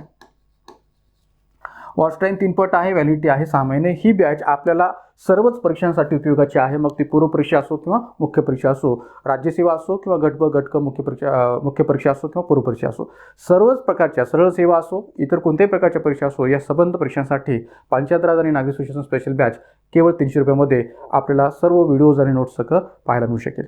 तर या बॅचचा संदर्भ जो आहे तो या संबंध माहितीच्या दृष्टीने अधिकाधिक महत्त्वपूर्ण आहे. शिवाय घटनावस्तू आणि कलमे स्पेशल बॅच की जी गट ब गट क मुख्य परीक्षा, पूर्व परीक्षा, राज्यसेवा पूर्व परीक्षा, राज्यसेवा मुख्य परीक्षा याही दृष्टीने सर्वच परीक्षांसाठी उपयोगात असणारी बॅच आहे. फक्त 100 रुपयाच्या फीसमध्ये आपण या बॅचला प्राप्त करू शकता आणि या बॅचमध्ये घटनावस्तू आणि कलमे यांची एकत्रित सांगड घालून सर्व प्रकारचं विश्लेषण आपल्याला पाहायला मिळू शकेल आणि घटनावस्तू आणि कलमे यांच्याबाबतचे प्रश्न विश्लेषणसुद्धा पाहायला मिळेल आणि 10+ व्हिडिओज प्लस नोट्सच्या दृष्टीतून असणारी ही बॅच आहे. वॉच टाईम 3 पट, व्हॅलिडिटी आहे 3 महिने. तर या दोन्ही बॅचेसविषयीची कोणती एन्क्वायरी करायची असेल तर या कॉन्टॅक्ट नंबर आपण याविषयी इन्क्वायरी करू शकता. त्याचबरोबर इतरही ज्या काही 2 बॅचेस आहेत त्याच्याविषयी थोडक्यात माहिती घेऊया. आपली बेसिक फाउंडेशन बॅच फक्त 700 रुपयामध्ये सध्या आपल्या ॲपवर सुरू आहे. तर ज्यांना कोणाला 2024च्या दृष्टीतून एक प्रकारे आपल्या राज्यव्यवस्था घटकाची तयारी करायची असेल आणि बेसिक पातळीवर या ठिकाणी तयारी करायची असेल तर बेसिक फाउंडेशन बॅच जी काय आहे ती आपली सध्या आपल्या ॲपवर अवेलेबल आहे. राज्यसेवा पूर्व परीक्षा असो, गट ब गट क पूर्व परीक्षा असो किंवा सरळ सेवा परीक्षांच्या दृष्टीतून या ठिकाणी ही बॅच निश्चितच आपल्याला फायदेशीर आहे. साधारणपणे 30+ videos plus notes watch time 3 पट, कालावधी 6 महिने म्हणजे व्हॅलिडिटी 6 महिने अशा पद्धतीने असणारी ही बॅच आहे.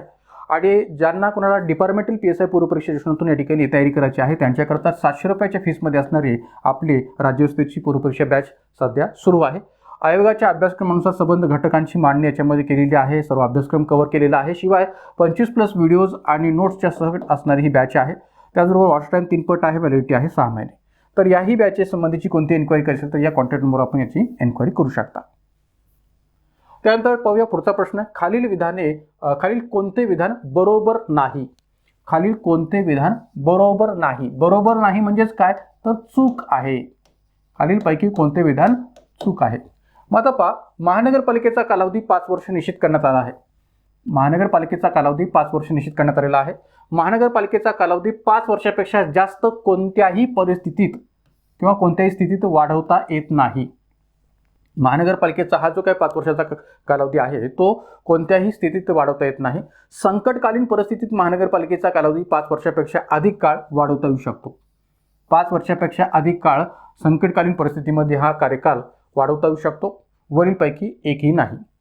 मग आता विचारले आपल्याला काय की कोणतं विधान बरोबर नाही किंवा चुकीचे आहे? तर एक लक्षात घ्या, पर्याय क्रमांक 3 हा इथं चुकीचा आहे की संकटकालीन परिस्थितीत महानगरपालिकेचा कालावधी 5 वर्षापेक्षा अधिक काळ वाढवता येऊ शकतो हे म्हणणं पूर्णतः चुकीचं आहे. राहिला प्रश्न या ठिकाणी पहिल्या 2 पर्यायांचा की 5 वर्ष निश्चित करण्यात आलेला आहे. तर ऑब्व्हियसली बरोबर आहे, कारण की आपल्याकडे जी काय 74वी घटना असते शहरी स्थानिक स्वराज्य संस्थांच्या दृष्टीतून झालेली आहे किंवा जी काही 73वी घटना असते ग्रामीण स्थानिक स्वराज्य संस्थांतून झालेली आहे. तर त्या पातळीवर जर विचार केला तर संबंध देशभरामध्ये असणाऱ्या स्थानिक स्वराज्य संस्थांचा कार्यकाल जो काय तो 5 वर्ष या अर्थाने विचारात घेतलेला आहे. आणि त्यामुळे या 5 वर्ष कार्यकालाचा संदर्भ जो काय तो 74व्या घटनावलीच्या पातळीवर विचारात घेऊन 5 वर्ष निश्चित करण्यात आलेला आहे म्हणणं बरोबर आहे. महानगरपालिकेचा कालावधी 5 वर्षापेक्षा जास्त कोणत्याही स्थितीत वाढवता येत नाही हेही बरोबर आहे. का? कारण की कोणत्याही परिस्थितीमध्ये महानगरपालिकेचा कालावधी जो काय तो 5 वर्षापेक्षा वाढवता येत नाही हे या ठिकाणी कायद्याच्या पातळीवर किंवा एकंदरीत घटनेच्या पातळीवर स्पष्ट केलेले असल्यामुळे तेही या ठिकाणी बरोबर आहे. आणि म्हणून एक प्रकारे खालचा जो उल्लेख आहे की संकटकालीन परिस्थितीत महानगरपालिकेचा कालावधी 5 वर्षापेक्षा अधिक काळ वाढवता येऊ शकतो हे म्हणणं चुकीचं आहे. कारण की जर तो कोणत्याही स्थितीत वाढवता येत नसेल तर या ठिकाणी तो संकटकालीन परिस्थितीमध्ये वाढवता येऊ शकतो असं म्हणणं पूर्णपणे चुकीचं आहे. आणि म्हणून या ठिकाणी 3 नंबरचं विधान बरोबर नाही किंवा चुकीचे आहे. तर अधिक माहिती पुढे पाहूया. आता पहा की ही माहिती मी सांगण्याच्या आधी आणखीन एका गोष्टीवर इथं प्रकाश टाकू इच्छितो की आता अनेक मुलांच्या मनामध्ये हा प्रश्न निर्माण होऊ शकतो की सध्याच्या पातळीवर जर आपण विचार केला तर या ठिकाणी महाराष्ट्रातल्या स्थानिक स्वराज्य संस्थांच्या निवडणुका होणं अपेक्षित आहे, पण त्या काही कारणास्तव होत नाही. तर निश्चितच आपण मुंबई महापालिकेचं एक उदाहरण घेऊया इथे या ठिकाणी की मुंबई महापालिकेच्या पातळीवरचा असणारा जो काही संदर्भ आहे तो कशा पद्धतीने आपल्याला पाहायला मिळतो की मुंबई महापालिकेची निवडणूक होणं अपेक्षित आहे, पण काही कारणास्तव ती होत नाही आहे, लांबणीवर पडत चाललेली आहे. आणि मग तिथं या ठिकाणी प्रशासक नेमला गेलेला आहे. काय? प्रशासक. तर एक लक्षात घ्या की साधारणपणे 7 मार्च 2022 अंतर्गतच मुंबई महापालिकेचा जो काही कार्यकाल आहे तो संपलेला आहे. 7 मार्च 2022 मध्येच या ठिकाणी मुंबई महापालिकेचा जो काही कार्यकाल आहे तो संपलेला आहे. आणि तेव्हापासून आजपर्यंत या ठिकाणी मुंबई महापालिकेची निवडणूक जी काय ती लांबणीवर टाकली गेलेली आहे. याचं मुख्य कारण काय तर अगोदर जो काय या ठिकाणी महाराष्ट्रातल्या स्थानिक स्वराज्य संस्थांच्या निवडणुकांच्या पातळीवर OBC आरक्षणाचा मुद्दा जो काय आहे तो सर्वोच्च न्यायालयाच्या विचाराधीन होता. त्याच्यावर या ठिकाणी बहुतांश पातळीवर पुढे निर्णय आले. निर्णयानंतर पुन्हा आणखीन बऱ्याचशा गोष्टी या ठिकाणी राजकीय पातळीवर लांबणीवर गेल्या आणि त्यामुळे जे काही उशीर आहे तो झालेला होता. पण मुंबई महापालिकेचा जेव्हा आपण विचार करतो तेव्हा ठिकाणी आपल्याला हे सांगता येईल की मुंबई महापालिकेच्या सर्वात जी काही राज्य शासनाने निर्णय घेतला होता की एक प्रकारे प्रभाग रचनेचा, तर तो प्रभाग रचनेचा निर्णय जो काय आहे तो या ठिकाणी या उद्धव ठाकरे सरकारच्या काळामध्ये किंवा महाविकास आघाडी सरकारच्या काळामध्ये एका वेगळ्या पद्धतीने घेतला गेला होता. आणि तो निर्णय पुन्हा नंतर आलेल्या एकनाथ शिंदे सरकारने किंवा देवेंद्र फडणवीस एकनाथ शिंदे सरकारने बदललेला आहे. तर त्यामुळे या पातळीवर एकनाथ शिंदे सरकारने जो काही प्रभाग रचनेचा निर्णय नव्याने घेतला किंवा उद्धव ठाकरे सरकारचा जो काही निर्णय आहे तो बदलला, तर त्या बदललेल्या निर्णयाला सर्वोच्च न्यायालयामध्ये अपील केलं गेलेलं आहे या प्रभाग रचनेच्या दृष्टीतून. आणि म्हणून मग या ठिकाणी मुंबई महापालिकेची निवडणूक जी काय आहे ती लांबणीवर गेलेली आहे असं म्हणायला जागा उरते. आणि म्हणून जवळपास या ठिकाणी सर्वोच्च न्यायालयाच्या पातळीवरचा या प्रभाग रचनेच्या दृष्टीतून असणारा जो काही निर्णय आहे या मुंबई महापालिकेच्या स्तरावरचा तो या ठिकाणी येणार नाही आहे. तोपर्यंत या ठिकाणी मुंबई महापालिकेच्या निवडणुका लवकरात लवकर होतील असं शक्यता वाटत नाही आहे. तर या ठिकाणी यामुळे या कारणामुळे या ठिकाणी मुंबई महापालिकेचा जो काही एक प्रकारे निवडणुकांचा खोळंबा जो आहे तो सध्या पाहायला मिळतोय, किंवा जो काही या ठिकाणी लांबणीवर टाकण्याचा विचार जो काय तो सध्या होतोय. तर त्यामुळे कार्यकालाचा विचार जो काय आहे तो कसा करणं अपेक्षित आहे. तर आता मुंबई महापालिकेचा कार्यकाल इथं वाढला का? नाहीये. मी मगाशीच म्हटलं तुम्हाला की या ठिकाणी मुंबई महापालिकेचा कार्यकाल जो काय आहे की जो 7 मार्च 2022ला संपुष्टात आलेला आहे, संपलेला आहे. आणि तिथं आता जे काही कामकाज पाहिलं जात आहे या मुंबई महापालिकेचं, ते सबंध अर्थाने प्रशासकाच्या माध्यमातून पाहिलं जाऊ लागलेलं आहे. आणि प्रशासक म्हणजे कोण? तर मुंबई महानगरपालिका आयुक्त, की ज्यांच्यातर्फे या ठिकाणी हे जे काही कामकाज आहे ते पाहिलं जाऊ लागलेलं आहे.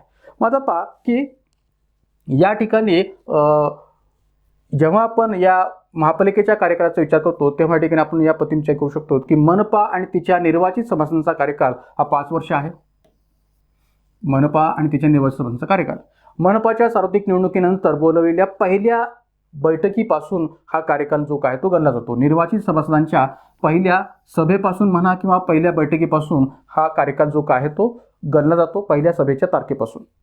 कार्यकाल संपण्यापूर्वी नगरसेवक स्वेच्छेने मनपा आयुक्ताकडे राजीनामा देऊन पदमुक्त होऊ शकतात. कुणाकडे? मनपा आयुक्ताकडे. त्यामुळे एक गोष्ट लक्षात घ्या की कोण कुणाकडे राजीनामा देतो हाही एक महत्त्वाचा भाग आहे.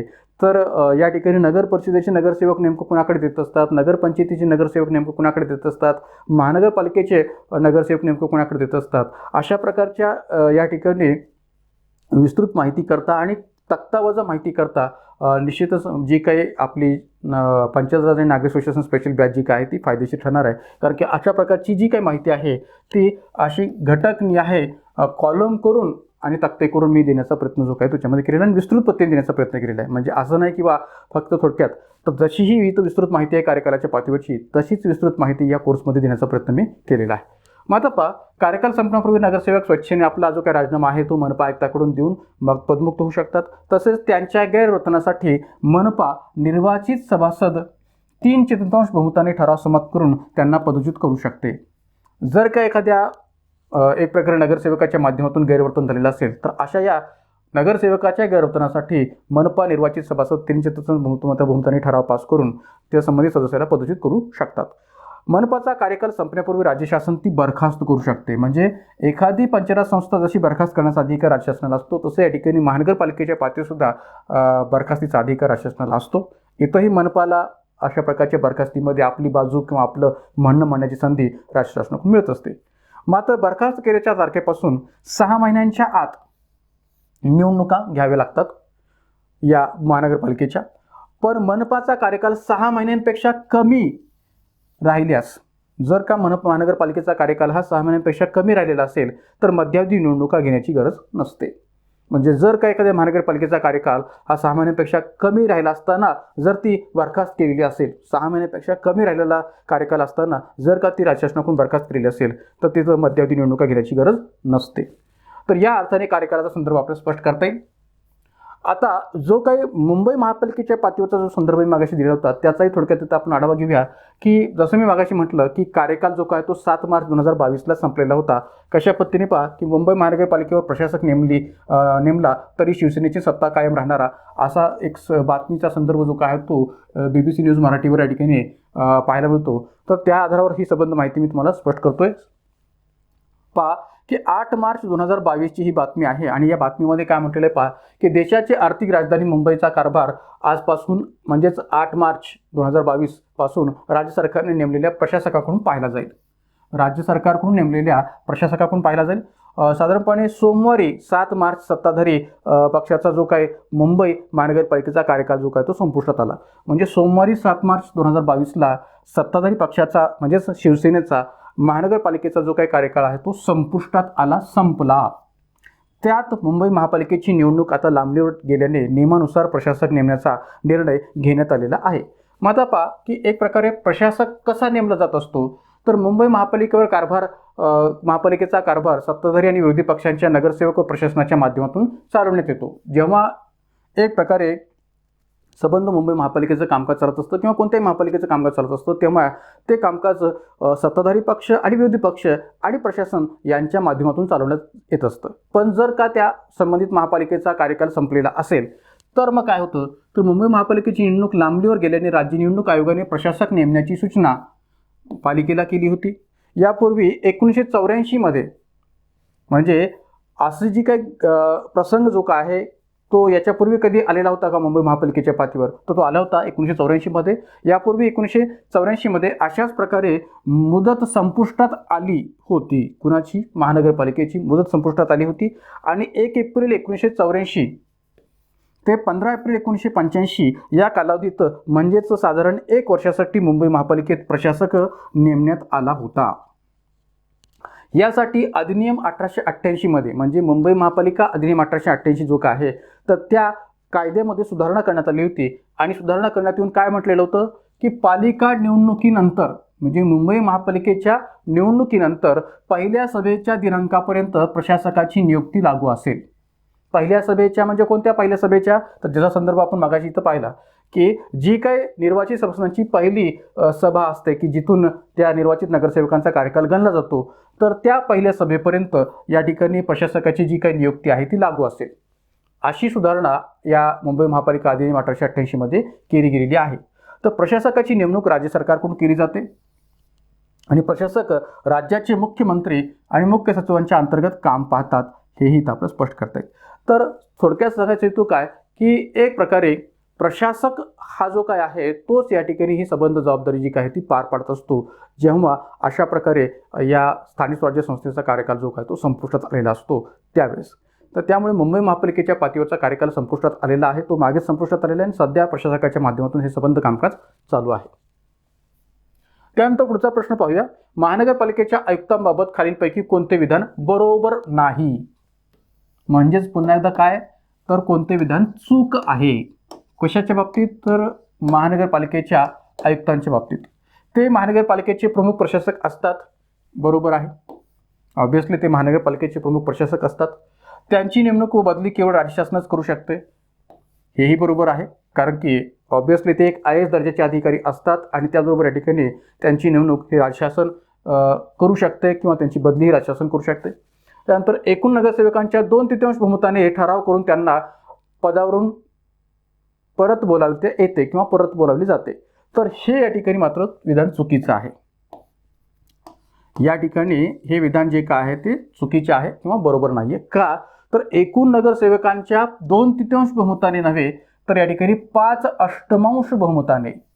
किती? 5/8 5/8 5/8 बहुमताने ठराव करून त्यांना पदावरून परत बोलवता येते असं म्हणणं योग्य आहे. इथं 2/3 असं म्हटलेलं आहे.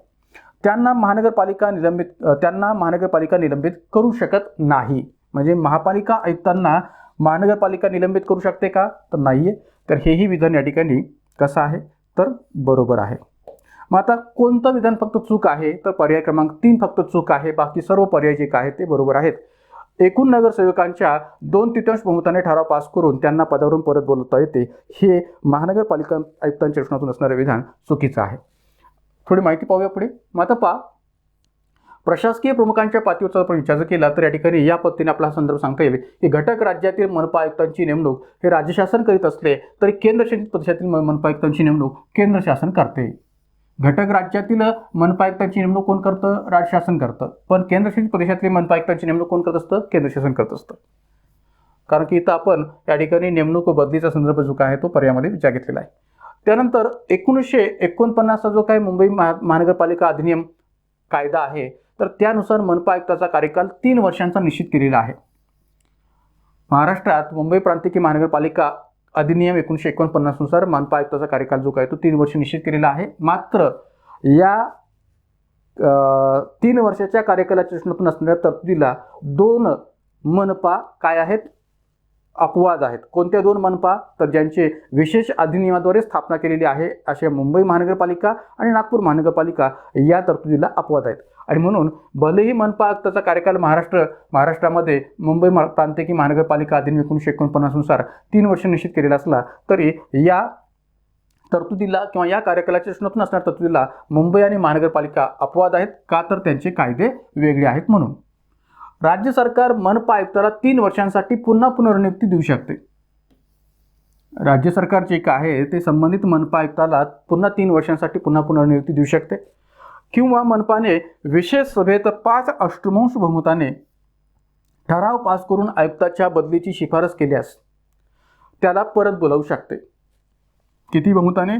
5 अष्टमांश बहुमताने. आपल्याला माहिती असेल तुकाराम मुंढे सर जे काय आहेत की ज्यांना या ठिकाणी नाशिक महापालिकेच्या स्तरावर अशा प्रकारच्या गोष्टीला सामोरं जावं लागलेलं होतं, कारण की तुकाराम मुंढे यांची वारंवार आपल्याकडे जी काही बदली आहे ती राज्य शासनाकडून केली जाते, किंबहुना अशा प्रकारची परिस्थिती निर्माण केली जाते असं म्हटलं तरी चालेल, कारण की शिस्तप्रिय असणारे हे जे काही अधिकारी आहेत आणि म्हणूनच त्यांचं नाव अधिकाधिक गाजतं. तर अशा या तुकाराम मुंढे सरांना सुद्धा एक प्रकारे अशा अनेक प्रकारच्या परिस्थितीला सामोरं जावं लागलेलं आहे. तर या ठिकाणी 5 अष्टमांश बहुमताने ठराव पास करून त्यांची जी काही बदली आहे ती केली जाते आणि राज्य सरकार त्यांना परत बोलवते. तर एक प्रकारे आयुक्ताच्या प्रशासकीय कार्यावर महापौर याचे नियंत्रण असते. म्हणजे पहा की बदलीचा संबंध जो काही संदर्भ आहे तो या ठिकाणी महानगरपालिकेच्या शिफारशीवर डिपेंड आहे. महानगरपालिकेने आयुक्तांच्या बदलीची शिफारस केली तरच राज्य सरकार त्यांना परत बोलावू शकते. स्वतः महानगरपालिका त्यांच्या बदलीचा विचार जो आहे तो अंमलात आणू शकत नाही. फक्त ती बदलीची शिफारस करते राज्य सरकार, मग त्या दृष्टीने त्यांना परत बोलावू शकते. मग आता पहा, आयुक्ताच्या प्रशासकीय कार्यावर कुणाचं नियंत्रण असतं तर महापौराचं नियंत्रण असतं. आयुक्ताच्या गोपनीय अहवाल लिहून शासनाकडे पाठवण्याचा अधिकार महापौराला असल्याने गोपनीय अहवाल CR रिपोर्ट, कॉन्फिडेन्शियल रिपोर्ट, हा जो काही आहे तो लिहून शासनाकडे पाठवण्याचा अधिकार महापौराला असल्याने महापौराचे आयुक्तावर नियंत्रण जे काय आहे ते प्रस्थापित होते. तर एक लक्षात घ्या, अशा या प्रशासकीय प्रमुख म्हणून असणाऱ्या घटकाची सुद्धा विस्तृत माहिती आपल्या पंचायत आणि नागरिक असोसिएशन स्पेशल बॅचमध्ये आपल्याला पाहायला मिळेल. मग ते महानगरपालिका आयुक्ताविषयीची असो, नगर परिषद मुख्याधिकाऱ्याविषयीची असो किंवा नगर परिषदेच्या कार्यकारी अधिकाऱ्याविषयीची असो, नगरपंचायतीच्या कार्यकारी अधिकाऱ्याविषयीची असो. तर एक प्रकारे या संबंध माहितीच्या अनुषंगाने निश्चितच आपल्याला हा जो काही कोर्स आहे तो फायदेशीर ठरू शकतो. त्यानंतर पुढचा प्रश्न, 73 आणि 74 घटनास्थळीमधील डॅश ही एकमेव दुवा आहे. डॅश ही एकमेव दुवा आहे म्हटलेलं आहे. 73 आणि 74 घटनास्थळीमधील डॅश ही एकमेव दुवा आहे. विभागीय आयुक्त, जिल्हा ग्रामीण विकास अभिकरण, जिल्हाधिकारी, जिल्हा नियोजन समिती. तर आता एक लक्षात घ्या की इथं आपल्याला 2 अर्थाने विचार करायचा आहे. 73व्या घटनास्थळीच्या दृष्टीने सुद्धा आणि 74व्या घटनास्थळीच्या दृष्टीने सुद्धा कोणती अशी बाब आहे की जी या ठिकाणी या दोन्ही घटनास्थळींच्या स्तरावर दुवा म्हणून विचार घेतली गेलेली आहे. दुवा म्हणून का, तर या दोन्ही घटनास्थळीच्या अंतर्गत त्या यंत्रणेचा जो काही संबंध आहे तो जोडता येऊ शकतो. कारण की 73व्या घटनास्थळीचा संदर्भ जो आहे तो कोणत्या अर्थाने आहे, ग्रामीण अर्थाने आहे. 74व्या घटनास्थळीचा संदर्भ जो आहे तो नागरी किंवा शहरी अर्थाने आहे. तर अशी कोणती यंत्रणा आहे या चारपैकी की जी या ठिकाणी इथं दोघांमध्ये एकमेव दुवा म्हणून विचारात घेतली जाऊ शकते. तर आता आपल्याला वाटणं साहजिक आहे की इथं या ठिकाणी विभागीय आयुक्त किंवा जिल्हाधिकारी याचाही संदर्भ येऊ शकतो का, तर तसं नाहीये. इथं आपल्याला काय विचारलेलं आहे की 73वी आणि 74वी घटनास्थळीच्या दृष्टीने कोणती अशी यंत्रणा आहे की जी या दोन्हीही प्रकारच्या संस्थांमध्ये एकमेव दुवा म्हणून काम करते किंवा एकमेव दुवा म्हणून भूमिका पार पाडते. तर ज्या यंत्रणेची 73 आणि 74 घटनास्थळीच्या दृष्टीने तरतूद आहे, घटनेत तरतूद विचार घेतलेली आहे, त्याचाच विचार आपल्या या पर्यायामध्ये विचार घ्यावा लागेल उत्तराच्या दाखल. तर इथं आपल्याला ती या अर्थाने सांगता येईल पर्याय क्रमांक 4 मध्ये. कारण की कलम 243 ZD मध्ये या जिल्हा नियोजन समिती संबंधीची तरतूद आपल्याला पाहायला मिळते. आणि जिल्हा नियोजन समिती याचा संदर्भ जो आहे तो 74व्या घटनास्थळीनुसार कलम 243 ZD मध्ये कशा पद्धतीने विचार घेतलेला आहे, तर ग्रामीण आणि शहरी, ग्रामीण व शहरी विकास योजनांचे जे काय एकसूत्रता आणण्याची गोष्ट आहे ती साध्य करण्याच्या दृष्टीने, ग्रामीण आणि शहरी विकास योजनांच्या मध्ये एकसूत्रता आणण्याच्या दृष्टीतून जी काही गोष्ट करण्याची गरज आहे किंवा जे काही प्रयत्न करण्याची गरज आहे त्या दृष्टीने समान कार्यक्रम आखण्याच्या दृष्टीने या ठिकाणी या जिल्हा नियोजन समितीची स्थापना प्रत्येक जिल्ह्याच्या स्तरावर राज्य शासनाच्या दृष्टीतून विचार घेतलेली आहे अधिनियमाद्वारे. तर त्यामुळे या ठिकाणी जिथं ग्रामीण आणि शहरी विकास योजनांच्या पातळीवर एकसूत्रता आणण्याचा दृष्टिकोन हा जिल्हा नियोजन समितीकडून विचार घेतला जातो, त्याच हेतूने या ठिकाणी तो दुवा म्हणून स्पष्ट करता येतो या 73 आणि 74 घटनास्थळी स्तरावर. आणि म्हणून उत्तर आपल्याला सांगता येईल ते म्हणजे पर्याय क्रमांक 4 जिल्हा नियोजन समिती. पहा, कलम 243 ZD नुसार जो तरतुदीचा भाग आहे तो कसा आहे पहा, की ग्रामीण आणि नागरी स्थानिक स्वशासन संस्थांच्या विकास योजनांमध्ये एकसूत्रता निर्माण करण्यासाठी किंवा एकसूत्रता निर्माण करून जिल्ह्याकरता एक सर्वसमावेशक कार्यक्रम तयार करण्यासाठी प्रत्येक जिल्ह्याच्या स्तरावर, राज्यातील प्रत्येक जिल्ह्याच्या स्तरावर एक जिल्हा नियोजन समितीची तरतूद केली गेलेली आहे या कलम 243 झड नुसार घटनेमध्ये.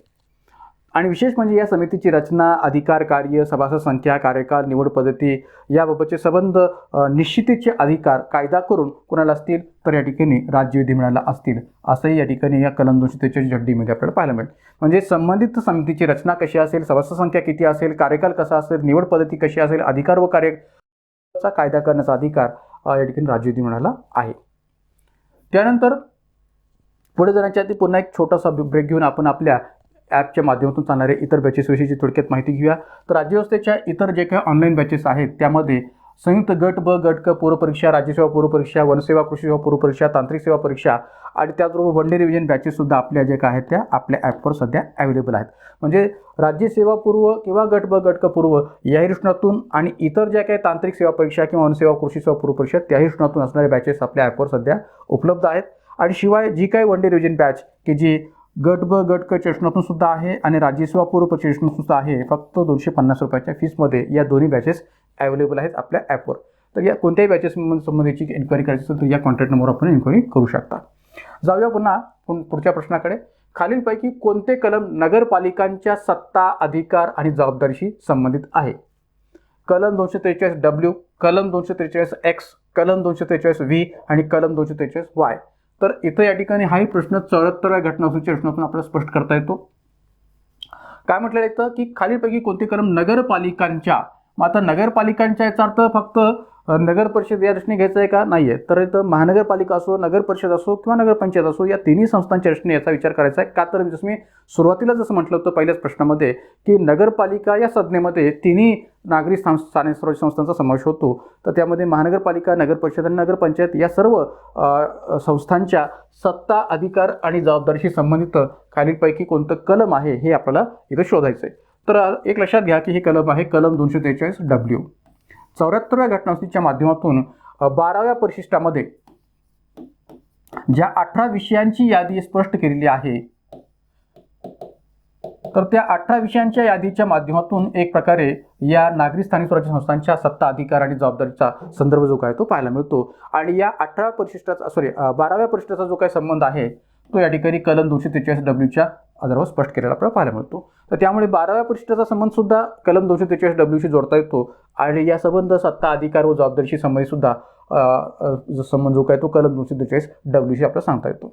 राहिला प्रश्न या ठिकाणी कलम 243Y तर यामध्ये या ठिकाणी संबंध ज्या काही नागरी स्थानिक स्वराज्य संस्था आहेत त्यांच्या आर्थिक संसाधनांच्या दृष्टीतून असणाऱ्या राज्य वित्त आयोगाची तरतूद आपल्याला पाहायला मिळते, राज्य वित्त आयोग.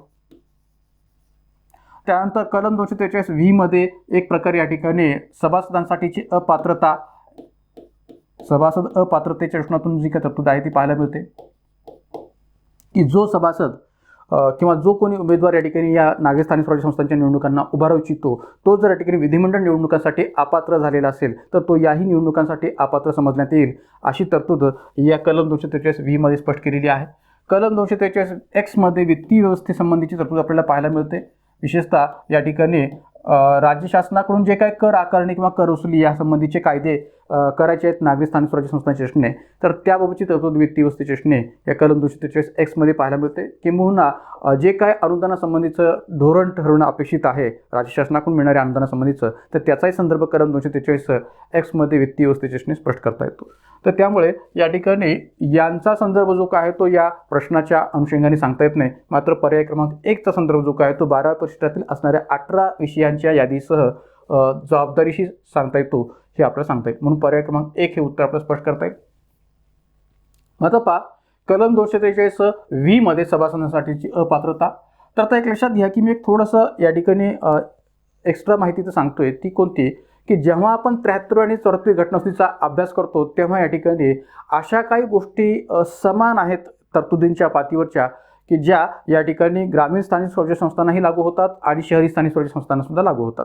तर त्या तरतुदींच्या दृष्टीतून असणारी कलमांची यादी आपण सहज पद्धतीने लक्षात ठेवू शकतो. जे संदर्भ कलम 243V मध्ये या ठिकाणी पाहायला मिळतो तोच संदर्भ या ठिकाणी 73 घटनासुचीमध्ये कलम 243Fच्या दृष्टीने पाहायला मिळतो. म्हणून मी तो उल्लेख केलेला पहा की 73 घटनासुचीनुसार जी तरतूद कलम 243F मध्ये पंचायत संस्थांना लागू आहे तीच तरतूद या ठिकाणी 74 घटनासुचीनुसार शहरी संस्थांसाठी सुद्धा कलम 243V मध्ये लागू आहे. कोणती की जी व्यक्ती घटक राज्यातील विधिमंडळ निवडणुकांसाठी अपात्र झालेली आहे ती नागरी स्थानिक स्वराज्य संस्थांच्यासाठी सुद्धा निवडणुकीसाठी अपात्र समजली जाईल किंवा पंचायत संस्थांच्या निवडणुकीसाठी सुद्धा अपात्र समजली जाईल. फक्त पंचायत संस्थांच्या निवडणुकीसाठी अपात्र समजली जाईल याच्याबाबतचा विचार कलम 243F च्या द्वारे केलेला आहे आणि नागरी स्थानिक स्वराज्य संस्थांसाठी ते अपात्र समजली जाईल याचा विचार कलम 243F च्या दृष्टीने केलेला आहे.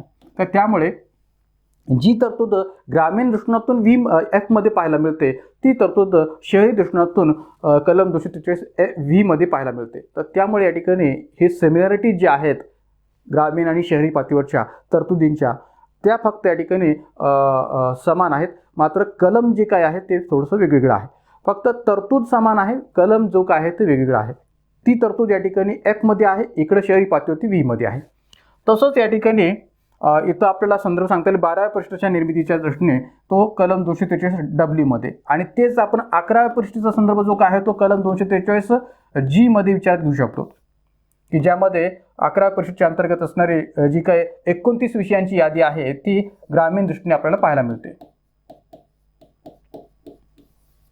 मात्र पहा या ठिकाणी 12व्या परिशिष्टाची निर्मिती कलम 243W च्या आधारावर की शहरी संस्थांच्या कामकाजाचे विषय निश्चित करण्यासाठी 12व्या परिशिष्टाची निर्मिती, 12व्या परिशिष्टात 18 विषयांची यादी आणि 18 विषयातून नागरी स्थानिक स्वराज्य संस्थांच्या जबाबदारी निश्चित करून त्यांचे अधिकार द्यावेत ही तरतूद केलेली आहे.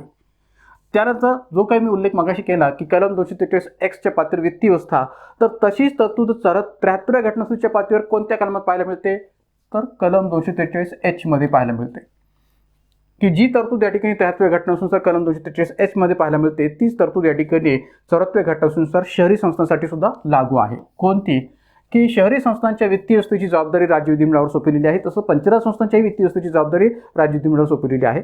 घटक राज्याची विधिमंडळ कायदा करून शहरी संस्थांची कर आकारणी व कर वसुली याबाबतचे अधिकार निश्चित करेल. पंचायत संस्थांचे सुद्धा या ठिकाणी कर आकारणी कर वसुलीबाबतचे अधिकार विधिमंडळ कायदा करून निश्चित करेल आणि राज्याच्या संचित निधीतून जे काही अनुदान विषयक धोरण आहे ते ठरवेल. कोण तर हे सुद्धा या ठिकाणी राज्य सरकार किंवा राज्य विधिमंडळ जे काय आहे ते अनुदानाचं धोरण जे काय ते ठरवेल. अशा बाबतची वित्तीय व्यवस्थेची तरतूद जी काय आहे ते कलम 243H मध्ये पण 73व्या घटनासुचीच्या दृष्टीने ग्रामीण पातळीवर पाहायला मिळते आणि कलम 243X च्या दृष्टीने शहरी संस्थांच्या पातळीवर पाहायला मिळते. आणि ऑब्व्हियसली 73व्या घटनासुचीच्या दृष्टीतून कलम 243I मध्ये राज्य वित्ताची तरतूद पाहायला मिळते, तशी 74व्या घटनासुचीच्या दृष्टीतून ती तरतूद कलम 243Y मध्ये पाहायला मिळते. तर जी काही भारतातली किंवा एक प्रकारे महाराष्ट्रातली असणारी संबंध ग्रामीण आणि शहरी स्थानिक स्वराज्य संस्था आहेत त्यांना आर्थिक पातळीवर संसाधने पुरवण्याच्या दृष्टीने आणि त्यांना आर्थिकदृष्ट्या स्वावलंबी बनवण्याच्या दृष्टीने जी काही आर्थिक मदत अपेक्षित आहे ती एक प्रकारे या राज्य वित्त आयोगाच्या तरतुदीच्या माध्यमातून विचार घेतलेली आहे की जी या ठिकाणी 73व्या घटनासुचीच्या अंतर्गत कलम 243I मध्ये सांगितलेली आहे तीच या ठिकाणी 74व्या घटनासुचीच्या पातळीवर कलम 243Y मध्ये पाहायला मिळते. तर सांगायचं हेतू काय तर अशा ज्या काही 73 आणि 74व्या घटनासुचीच्या विभिन्न कलमातल्या तरतुदी ज्या आहेत त्या आपण समानतेच्या दृष्टीतून जर शोधून काढल्या, सारख्या पातळीच्या शोधून काढल्या तर सहज पद्धतीने हे समज कलमांची यादी आपल्याला लक्षात ठेवता येऊ शकते आणि त्यामुळे या पद्धतीनेच आपण याचा अभ्यास जो काय तो 73 आणि 74व्या घटनासुचीचा अभ्यास जर केला तर निश्चितपणे आपला फायदा होऊ शकतो.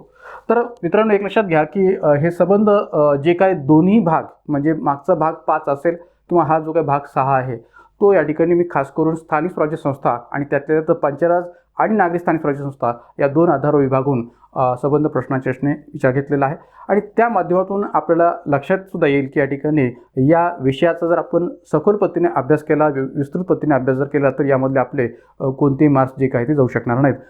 गट ब गट मुख्य परीक्षेच्या पातळीवर सुद्धा आणि राज्यसेवा मुख्य परीक्षेच्या स्तरावर सुद्धा. तर त्यामुळे अशा प्रकारच्या संबंध विस्तृत माहितीसाठी निश्चितच आपली नागरी स्थानिक स्वराज्य संस्था किंवा पंचायत संस्था असणे स्पेशल बॅच जी काय ती जॉईन करू शकता.